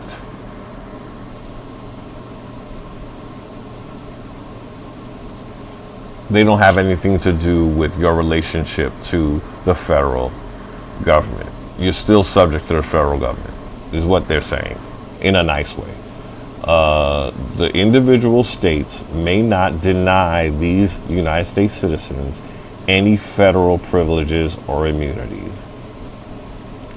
that Congress has granted them. But remember, Congress can take them away. This specific class of citizen is a federal citizen under admiralty law, international law. As such, they do not have unalienable common rights, recognized, secured, and protected in the constitutions of the states or of the Constitution for the United States of America, such as allodial, absolute rights to property, the rights to inheritance, the rights to work and contract, and the right to travel, among others. A federal citizen is a taxable entity, like a corporation, and is subject to pay an excise tax for the privileges that Congress has granted him or her.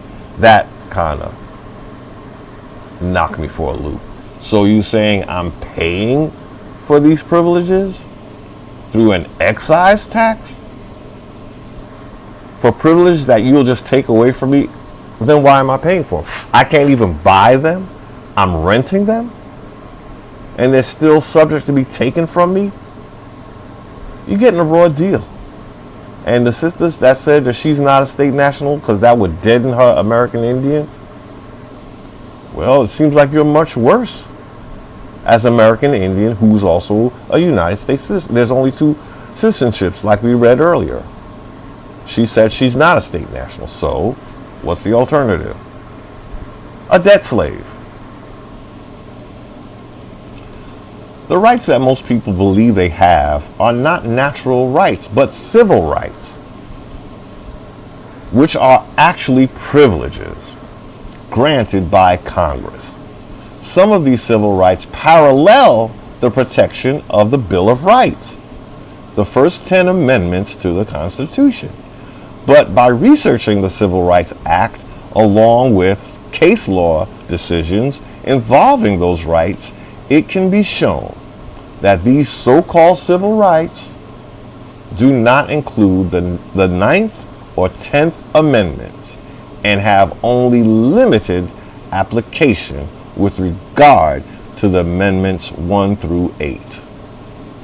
If you accept any benefit from the federal government or you claim any civil right, you are making an adhesion contract. So again, if you're an indigenous tribe, but you're accepting some kind of benefit from the federal government, or you're incorporated with the federal government, or you claim any civil right, you are making an adhesion contract with the federal government. You may not be aware of any adhesion contracts, but the courts are. So now you're in commercial law. It's a contract. That's Uniform Commercial Code, not unalienable rights or constitutional provisions and protections. You're in contract. Whatever they contract you to be or rights to have, that is what you contract. That is your contract. And trust me, they do everything to make sure they take you outside of the constitutional precepts.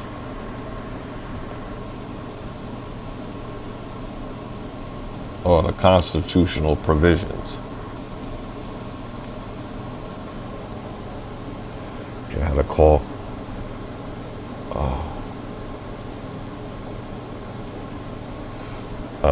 Okay, so I had a call coming in. Sorry. Adhesion contract with the federal government. You may not be aware of any adhesion contracts, but the courts are. You see? Oh God. Whew. And district courts are a direct nod to District of Columbia. We won't have courts until we people those courts, the courts that we're supposed to have for common law as state nationals.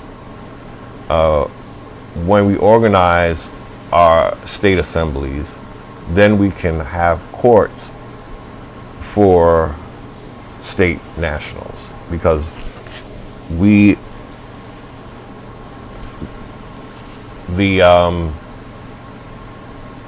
federal courts and the district courts, I believe even the county courts, they are in commerce. They're not in constitution. They're in commerce.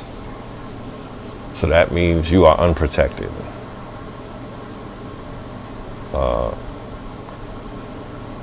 Okay, outside of constitutional provisions, and outside of your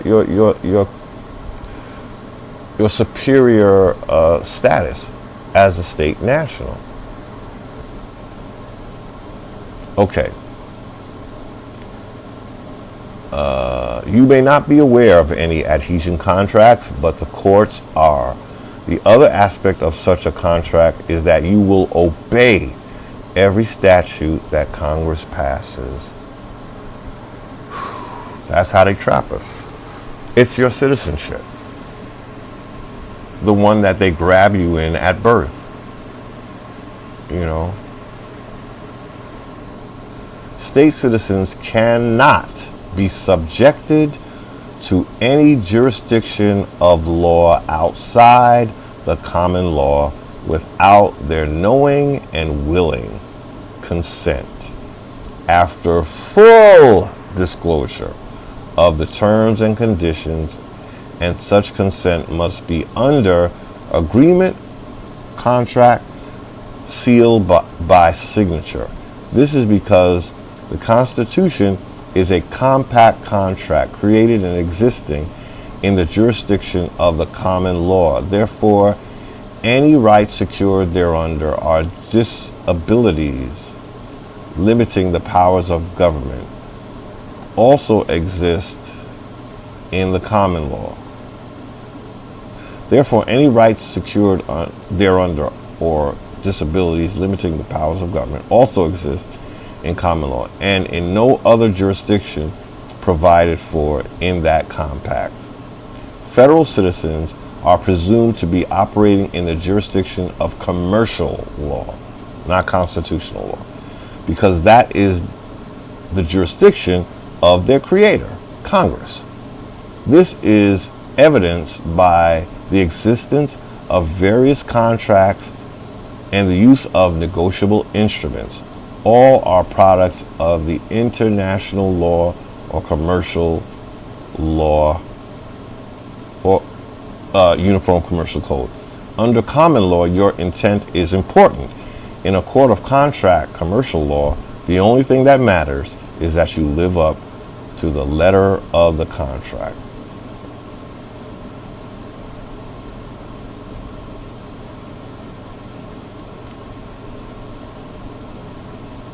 Okay.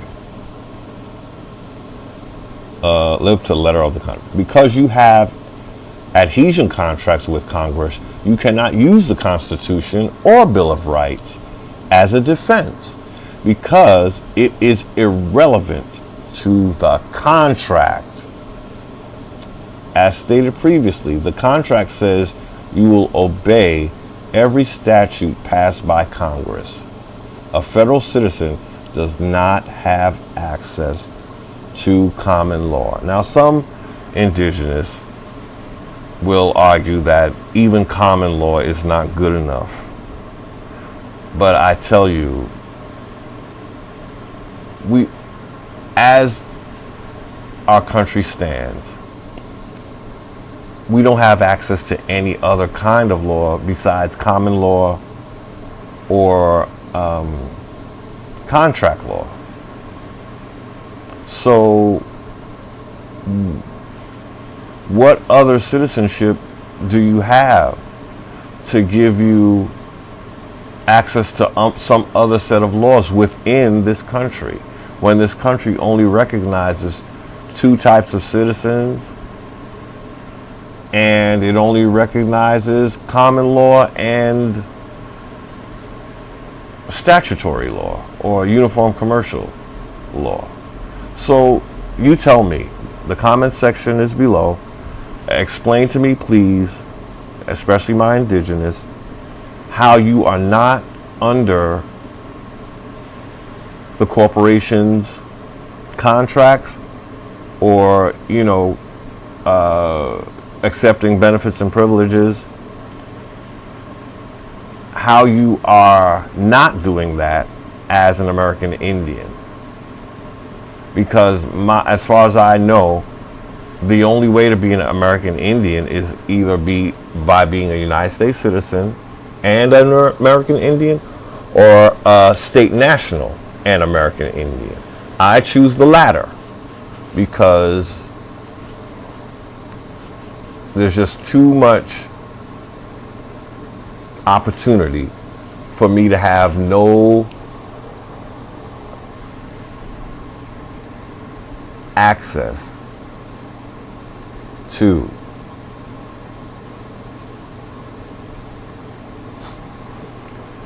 constitutional provisions. To restate, state citizens or state nationals, I really prefer nationals because it's less confusing. You could say state citizens, but I prefer nationals to make a real distinction because that is your nationality, that's your state, okay? When you're when you're a state national, your nationality is your state.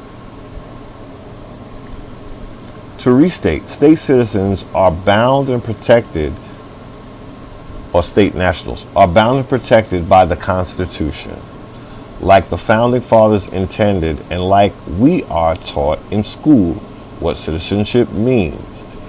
Federal citizens have made further agreements with the federal government. So they're going outside of the Constitution. They're going into contracts and are bound by these contracts.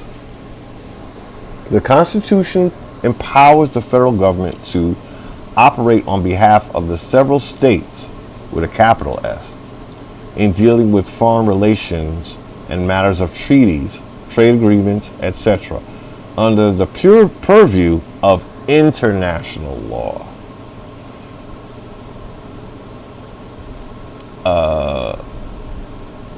It empowers the federal government to exercise limited constitutional jurisdiction to interact with the several states in regulating trade, commerce, etc. between the states to ensure equitable continuance of the compact.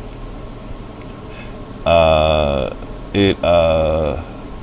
Constitution empowers the federal government to exercise exclusive jurisdiction of the District of Columbia, the territories and enclaves, in the same manner that a state exercises jurisdiction within its boundaries. Rights are considered gifts from the Creator and not to be disturbed by acts of man. Some of these rights were considered important enough to be specifically stated to be secured from federal encroachment in the Bill of Rights, upon the theory that these rights existed long antecedent to the creation of the nation. So what that says is that, unlike Sister said it in her comment, she said that if you are a state national, you are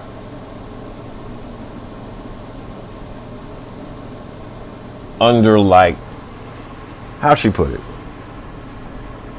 She said we predate the creation of the states. But we just read the Bill of Rights existed long antecedent to the creation of the nation. See, that would have been where our ancestors had input in creating this type of Bill of Rights, which is based on the law of peace, is what I understand, how I understand it. So you can look up law of peace. You know, that's what our Constitution is really based on, especially the Bill of Rights. So that answers her question to that, saying that if you are a state national, you don't go back far enough, you know, to when you were indigenous. Oh, yes, it does, through the Bill of Rights, which was antecedent to the creation of the nation. And as we saw, that nation. It could be New York nation, New Jersey nation. So the Bill of Rights precedes those, and it goes into our indigenous timeline. If she wants to talk about chronology, okay. And the theory that a government left to its own devices without restriction could and would use man-made law to defeat the liberty that this republic was intended to protect.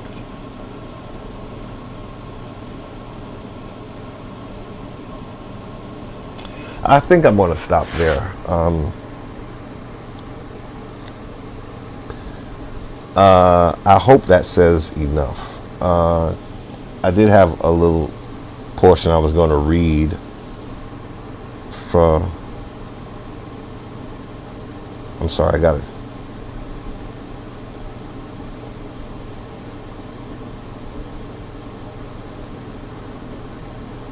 I'm sorry, I received a couple of texts that I didn't know.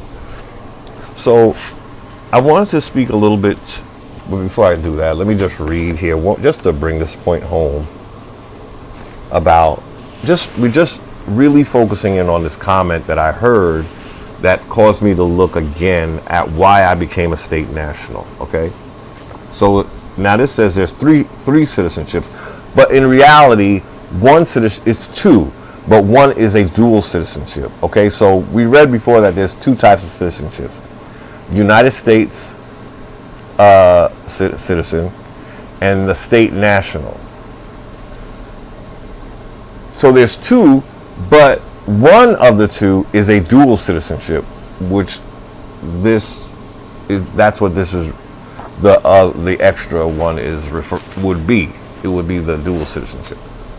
So 2 for 1, but they're both in the sea jurisdiction. Only one is land and soil, and that's the state national. Okay, three citizenships, and 3 different forms of United States. Okay, I don't know if you can read along. Okay, let me read it. There's the continental United States, composed of now 50 geographically defined states and their living inhabitants. Each such state is a sovereign nation, see, with jurisdiction of the air, land, and sea associated with it. Those born within the borders of these states are American state citizens or American state nationals by birthright, having all the guarantees of the Constitution and all their natural rights intact. For example, you might be a birthright citizen of the Ohio state, which is a constitutional republic. Under the doctrine of checks and balances, these states retain control of the land jurisdiction and are supposed to protect their citizenry and resources against encroachment by the federal government. So that's the first type of citizen. That's a state citizen, not a United States, a state citizen, okay, or a state national. There's the federal United States, that's the other type, composed of 50 federal states which are inchoate, meaning that they exist in our minds and on paper, but not in physical reality. Plus 7 physical states, more often thought of as federal territories and possessions. This makes a total of 57 federal states. They are inhabited by United States citizens, all of the people born on Guam, Puerto Rico, and other insular states, plus federal civilian and military employees. African Americans are included in the federal United States because it's a creation of the federal United States. African American is a creation of the corporation. Political asylum seekers are under the jurisdiction of the federal United States, and welfare recipients they're receiving benefits. So This United States is a democracy operated in the international jurisdiction of the sea. SEA. Now here's where I want you to really listen, because this is more talking about any corporation that is formulated in the corporation. Okay, so let's listen to this, because what this should indicate to you is that if you're a federal tribe, or if you're a corporation, a tribe that is actually a corporation, you will fall in that dual citizenship. Okay, but listen to this, because it puts all corporations in perspective, and it tells you what entity they are originating from. Okay, so let's read. Finally, there's the corporate United States. So the first one was the federal United States. The second, or the other part of the dual citizenship, is the corporate United States, composed of 185,000 corporations. You see? And approximately 390 million corporate U.S. citizens. This behemoth, is composed entirely of legal fiction entities. C corporations, S corporations, nonprofits, NGOs, foundations, trust. So when they tell you to put something in a trust, you're creating a form of a corporation. One of the 185,000 corporations, a trust is a form of a corporation. So putting something in a trust is not really owning it, you know. Also, the lady that I learned a lot of this stuff, I'm going to give her a lot of the credit, Anna Reitzinger. She also goes by Anna von Reitz. She explained in one of her webinars, anything in a trust, a trust is for dead people. And so the corporation has made us all dead, fictitious, dead entities. So if for those of us that think put everything in a trust is for dead people, or people who will be dead. If you want to be in the land of the living, you cannot be part of that.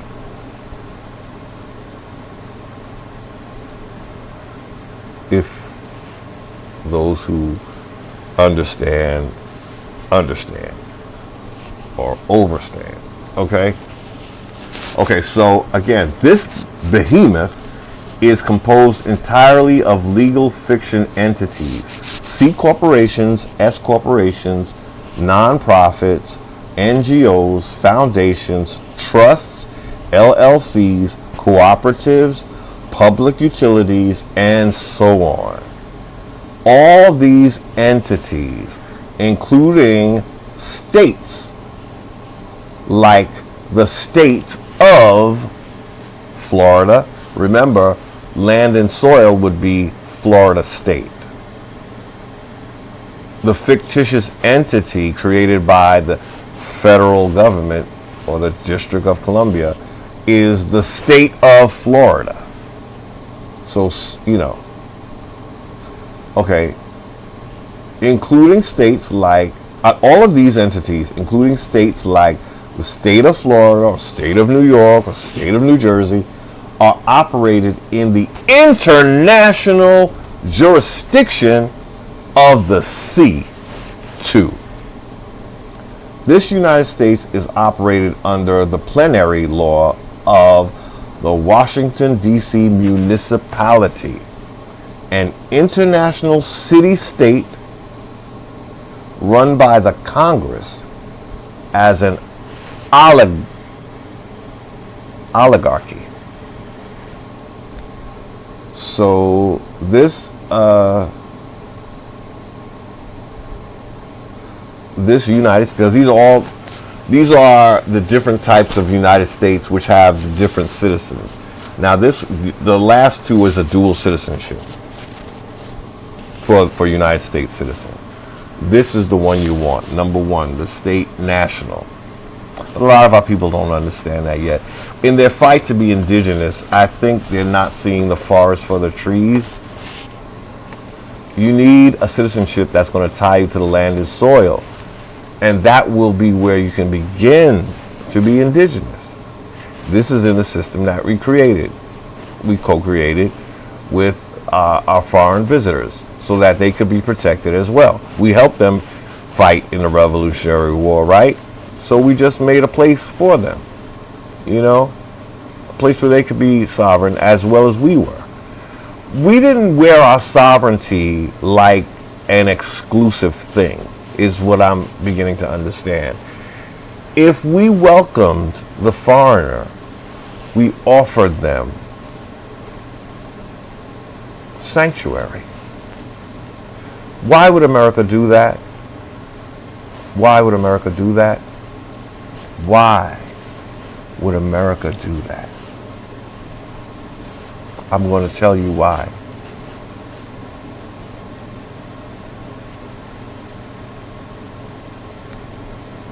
America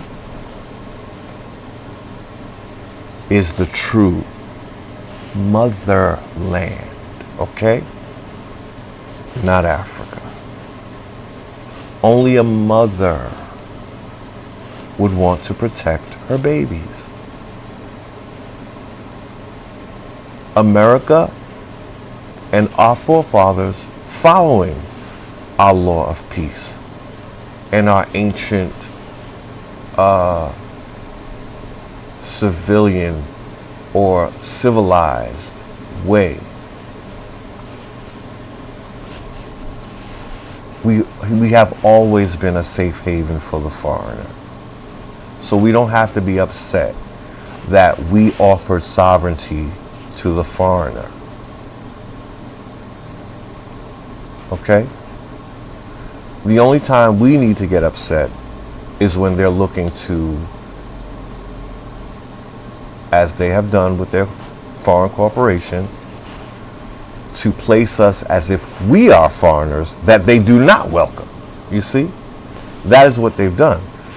In the way we had it, even if we were a foreigner, we'd be welcome here. You see how that works? Do unto others as you'd have them do unto you is sort of in that vein.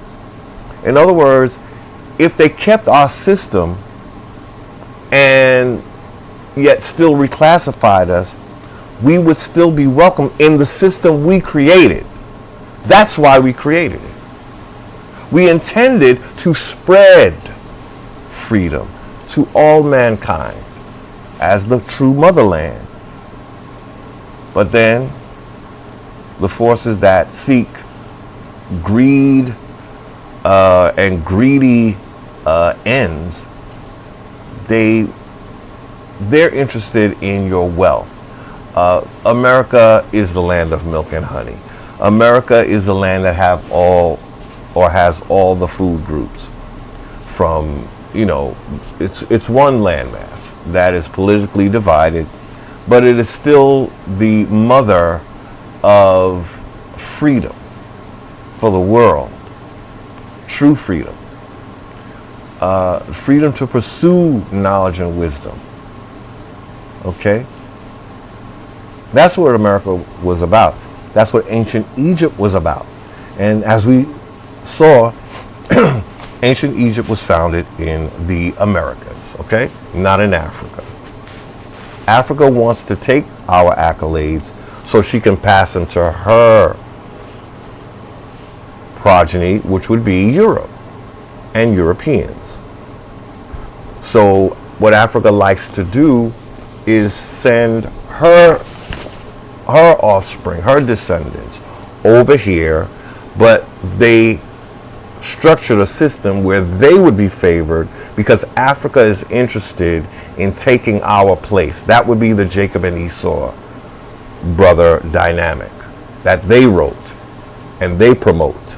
You see, that's why they wrote it. We co-sign on that bullshit and we get the tail end, the ass end of all of it. It was written for us.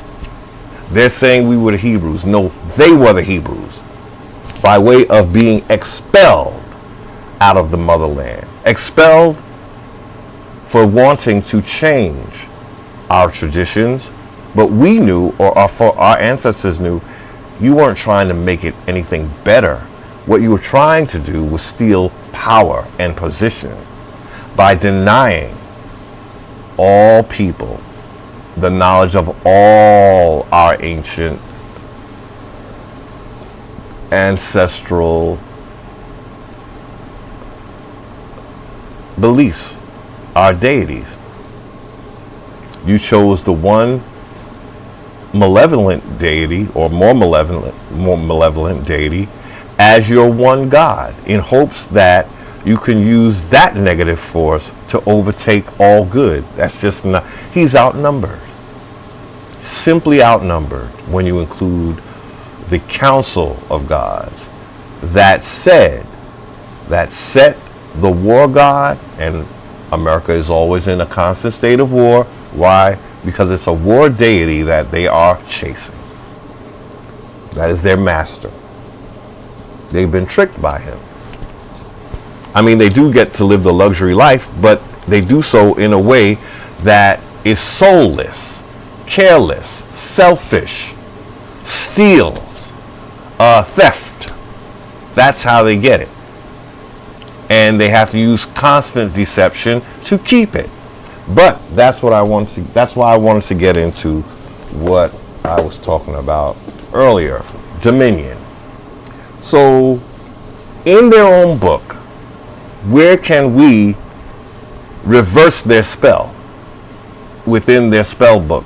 We would have to go to Genesis chapter 27, verse 40. Let's read it together. Okay. Did I take a screenshot of it? Hopefully I did, so I don't have to look it up. I believe I did. So let's look at it.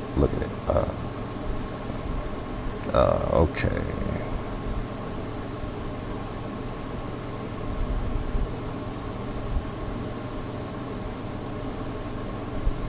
Here we go. In their book of spells, in order to break their spell, I'm asking our indigenous to take this one small chapter, and we're gonna start off at the part that most benefits us. So even though it reads, "And by the sword shalt thou live, and shalt serve thy brother." See, they're so slick that they wanted to put that part, they want to make this one verse, because they're hoping that the first part is, leads, that they want to lead. But what we want to do is look after the semicolon, "And it shall come to pass, when thou shalt have the dominion, that thou shalt break his yoke from off thy neck," according to King James. Okay? This, as I said before, if we want any kind of spell breaker that reaches into the book of spells to break its own spell, to break their spell, here's the passage. So now we want to find out, what does it mean to have dominion? What is that? I thought it was a numbers game, as I told you earlier. I thought it meant that when we were in a majority, then it's more than that. Because you can have a majority of fools that still are ignorant to the law. So what does dominion mean? I was surprised when I found out. And that's the one thing we might thank King James for, dare I say, because this is not in the NIV. The NIV says when you go restless, and I realize that's too nebulous. Now, dominion, that's a legal term is what I found out. So let's look. I'm sorry, I'm moving all over the place. Please pause it and please take note. Okay, Genesis chapter 27:40. Okay, so what we want to do now is look up dominion. I should have took a screenshot of that.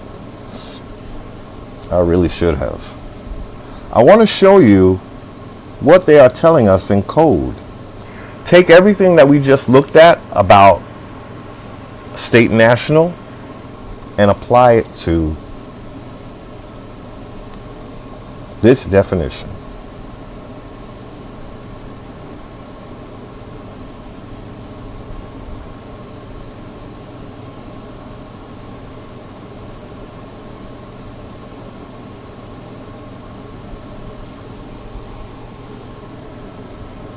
Okay. I gotta find it.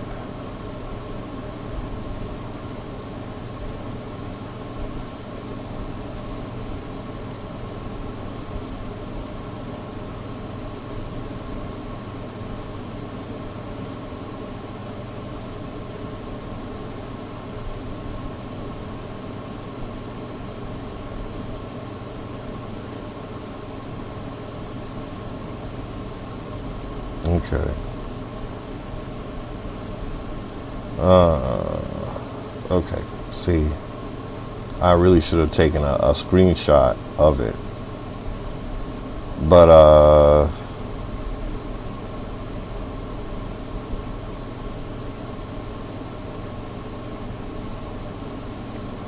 okay. Let me see if I could find it in the synonym, because I found it in the definition, but,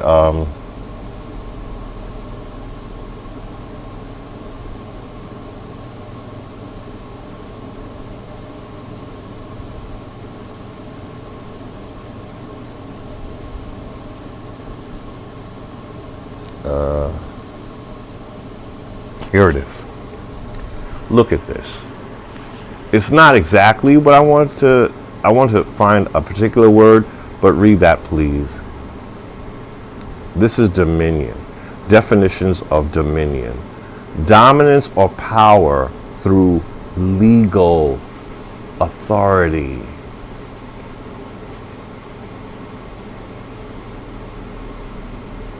Legal authority? So is King James telling us that the way we break the yoke of himself off of us is through legal authority?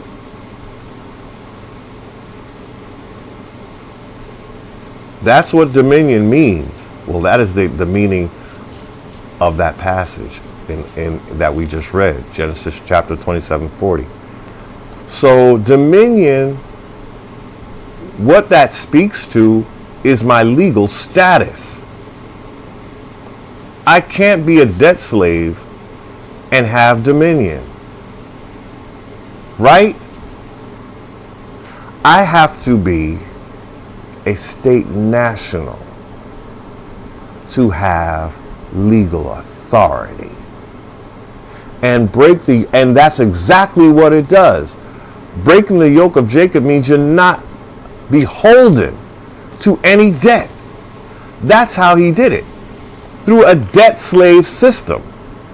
So once we take legal authority, becoming a state national, I know our indigenous are like, no, I don't want to be a state national. It's a Moorish. I don't want to be a Moor. No one said anything about a Moor. You got to stop brainwashing yourselves, indigenous. There's more than one way to this legal authority. And the Moors are not leading you that way. They want you to be under Morocco, the Sultan. Okay?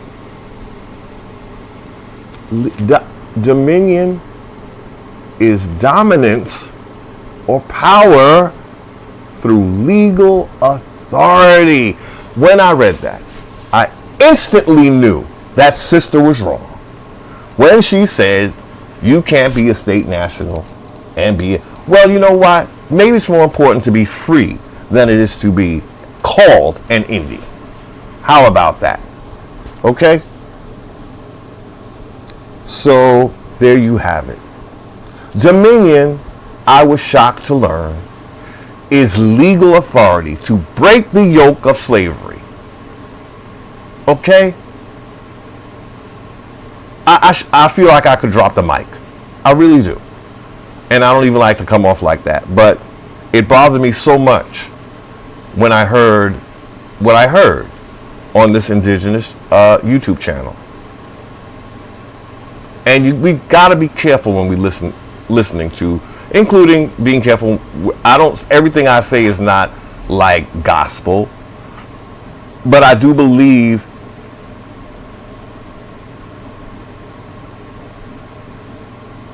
a lot of it is exactly the situation, because I'm looking at it as I see all of this whole construct, and this has helped me to see that even scripture is using a legal authority over us. It has to be legal, okay? But the thing is, we are agreeing to it through contracts. That's why they can get away with it. Like when we say, why does God let this happen to us so long?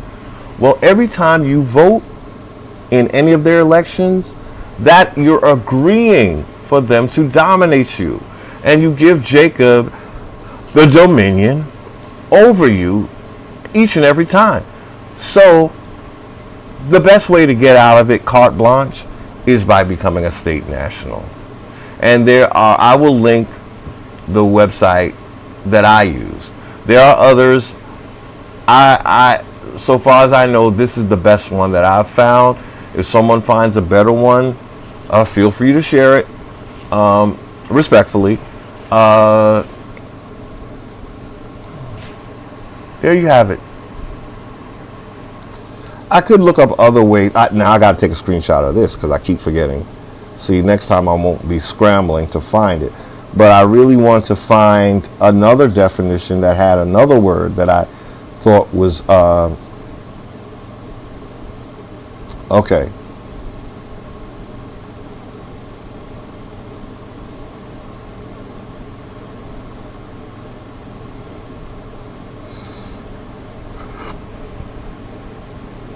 Let me see if I could find it. I'll try it because they had another word that I thought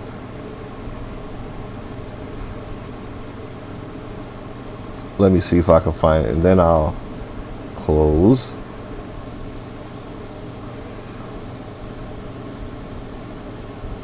Okay, let me see if I can find this definition. No, now it keeps bringing me to some crap.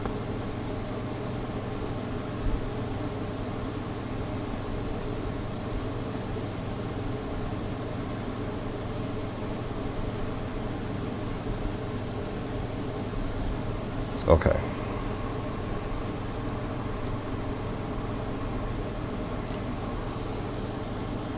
Here we go again. Check this out. I'm going to take a screenshot. See, I should have taken screenshots. Another definition of dominion: sovereignty or control. But the word sovereignty is tying us to state national. Both of these definitions are speaking of a legal status. So, I'm sorry, I keep getting it out of focus. Pardon me, I'm sorry. Okay. Dominion is sovereignty or control. Okay? The territory of a sovereign. or government. See, well, not in the case of America. The government is not sovereign. We gave them a portion of our sovereignty, as we read, in order for them to carry out what they needed to carry out. But we did not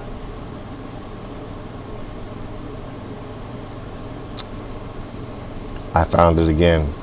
Okay, so let me take this screenshot. 3 points that point to you becoming a state national. Stop thinking that you won't be protected by the federal. They work for you when you're a state national. When you're a United States citizen, you are working for them. I promise you. You don't want that. You are working for them, and they are giving you benefits like any job. And what is a job? Some of our indigenous know that a job is what? Slavery, right? We said it ourselves. A lot of us are indigenous. What don't you understand about what we just talked about?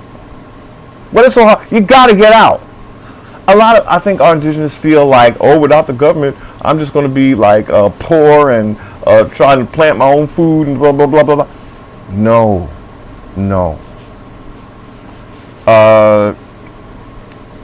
Part of this is that we are owed credit. And it has to do with when they took our gold that is still sitting somewhere. And they gave us fiat dollars. They never gave us credit that we were supposed to have when they created this fiat system. We were supposed to be able to discharge all our debts. But they got greedy and they double dipped us, fucking us to the kingdom come with an endless fuckery. Pardon my French. It's very upsetting. It makes a man want to curse. So here we go. This is the third definition we're looking at. What is the real meaning of dominion? It is power, authority, what? Jurisdiction. Control, command, sway, dominion. The right to govern or rule or determine. Authority, okay. Possession of ability. Through where are you getting your authority? It will be a legal authority that gives you a jurisdiction or places you in a sovereign jurisdiction. That's coming from being a state national. We didn't create an American Indian nationality in this system. What we did was we extended it to, oh God, there we go with the lighting issue. So when we extended our sovereignty to include the foreigner, we saw the plight of the foreigner. In other words, let me tell you how it's looking when I apply my common sense or what I know. Our Americans, our ancestors, our wise, beautiful, loving ancestors who were deified as Aset, Osar, and Heru, they knew that when Session, when I say session, I'm trying to refer to Set, Akhenaten, being led by a Satian or Sethian spirit or unction or priesthood, he got expelled from our land. In their wisdom, our ancestors had a clue that once Akhenaten was expelled and his daughter goes into Greece, France, Rome, then Scotland, bringing the kingdom to all of those places.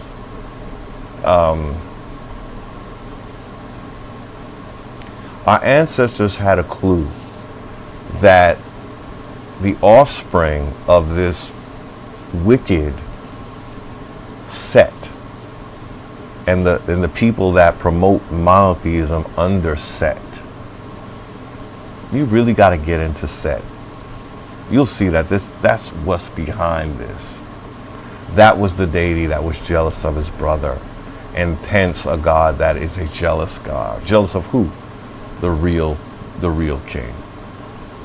Okay? So I want to say our ancestors, the reason that why we through their unction and their guidance created a safe haven is because we knew that the Sethian forces would be oppressive even to the people, the mulatto offspring that they genetically altered through selective breeding.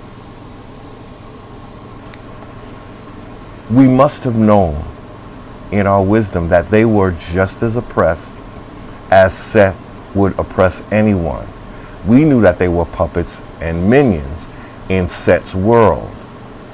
The monotheistic God called Set is the most ancient jealous God. Okay? And as we said, Egypt predates Sumer. How so? Even if you look in your Bible, you will find that Mizraim, Egypt, is an uncle to Nimrod. What does that mean? Nimrod wasn't even born when Egypt was created. Because Nimrod, you'll look at the genealogy that they put in the Bible to try to substantiate their lies. But even in their own book, Nimrod is the founder of Babylon, all of Babylon. If he's a nephew to Egypt, called Mizraim, what does that tell you about the age of Egypt? I'll wait. It tells you that Egypt predates any Sumerian deity you can think of, Enki and Lil.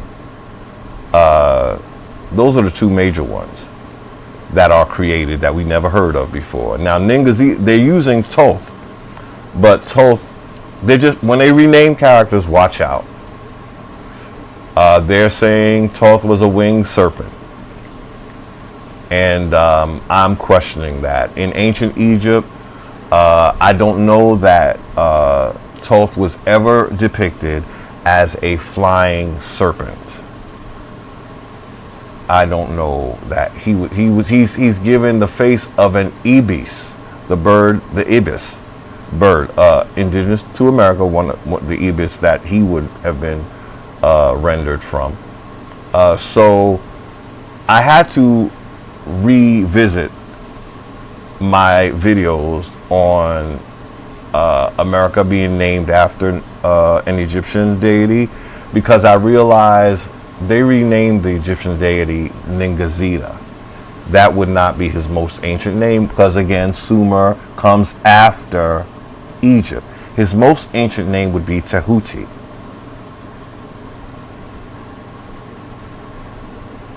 And that's why we have that great pyramid, you know. So, you know, I have to look further, but I questioned whether Thoth is truly Ningazida or a winged serpent. I have to, it's on the back burner. I'm not sure that that's correct, even though I made two videos referring to Sumer. At the time, I was under the false impression that Sumer predated Egypt. Now I know that it doesn't. And it wasn't even that hard to come across.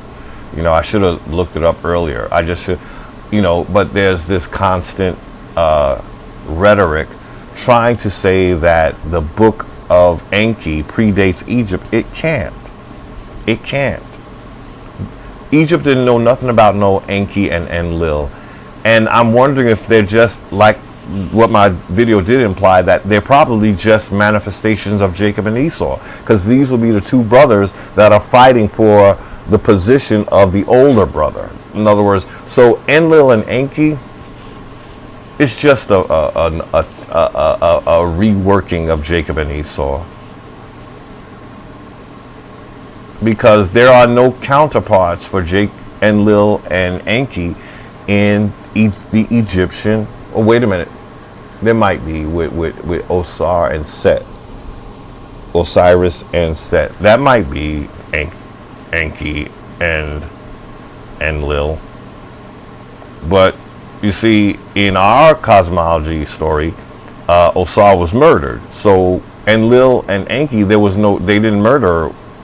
Both of them were living brothers. So it's just a story told in an attempt to predate Egypt, to give their narrative as if it's more legitimate and long-standing than anything Egypt taught us.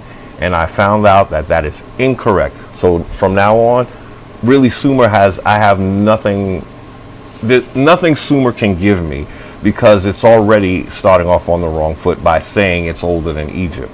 Also, Sumer is where we're getting our heliocentric model from. So that is a lie, as I think I said in one of my videos. So they're lying to us.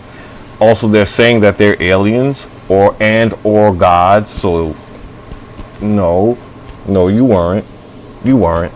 The gods were Osar, Oset, Heru. Set is the god.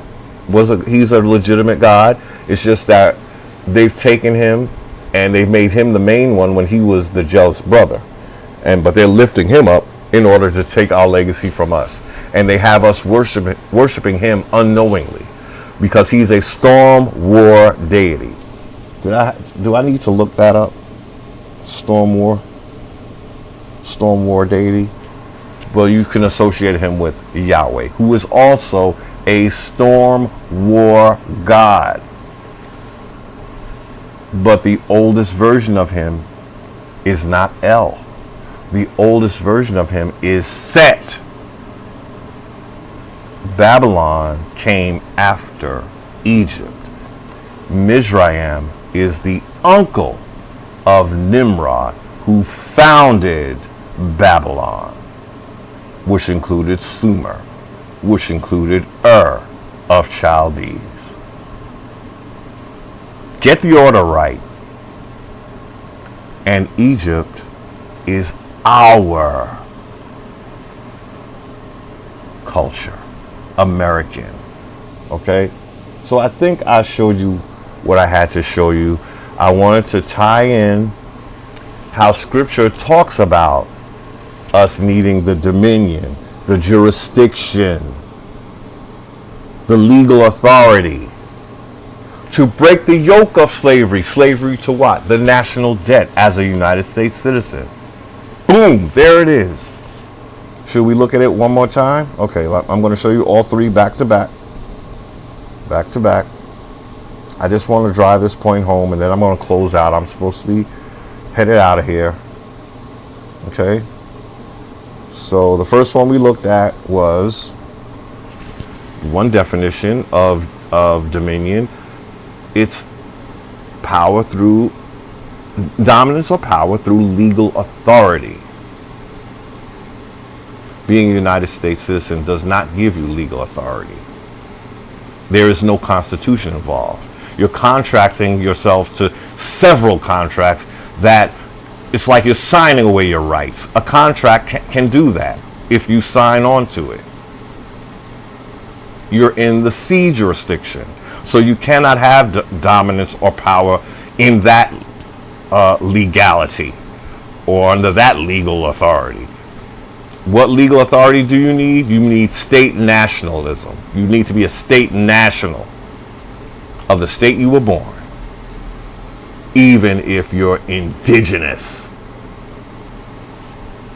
You don't want to be an indigenous and be a slave, okay? Be indigenous and be sovereign. Okay, so that's the first one we looked at. Talking about a legal authority. What was the next one? Well, I just said sovereignty or control. Dominion is sovereignty. Which citizenship gives you sovereignty? We read about it. State national. Okay, so that was the second one. Okay, what was the last one? Spoke about jurisdiction. Dominion means jurisdiction. Okay, control, command, sway, dominion. The right. What is a right, right? Unalienable right, not a privilege or a benefit. An unalienable right to govern or rule, to determine. That's what our government is doing now against us. They are ruling and governing without our consent because they're contracting us in their adhesion contracts, right? And they're using the corporations to do the same thing. All of those things you sign, like when you go on a website and it's asking to, or you download something, they want access to your photos and your information, la, la, la, la. That's just giving away your right to privacy. But yet they got it where you can't even get onto the web. Well, I think they do give you a choice, but you know that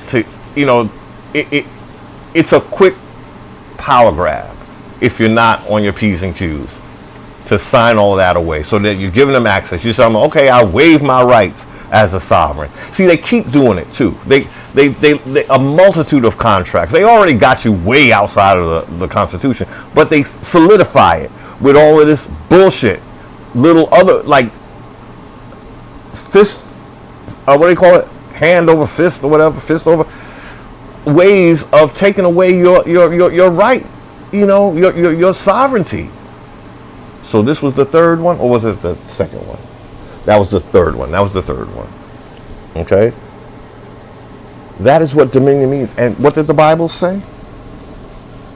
Let's look at that one more time as well. Because I was really shocked when I realized that the Bible is talking about legality as a means to break a yoke of slavery. Oh my God, they're just spelling it out for us. And it shall come to pass, when thou shalt have the dominion, that thou shalt break Jacob's yoke. Jacob is a slave master. That's how he got his power, by stealing it. Deception.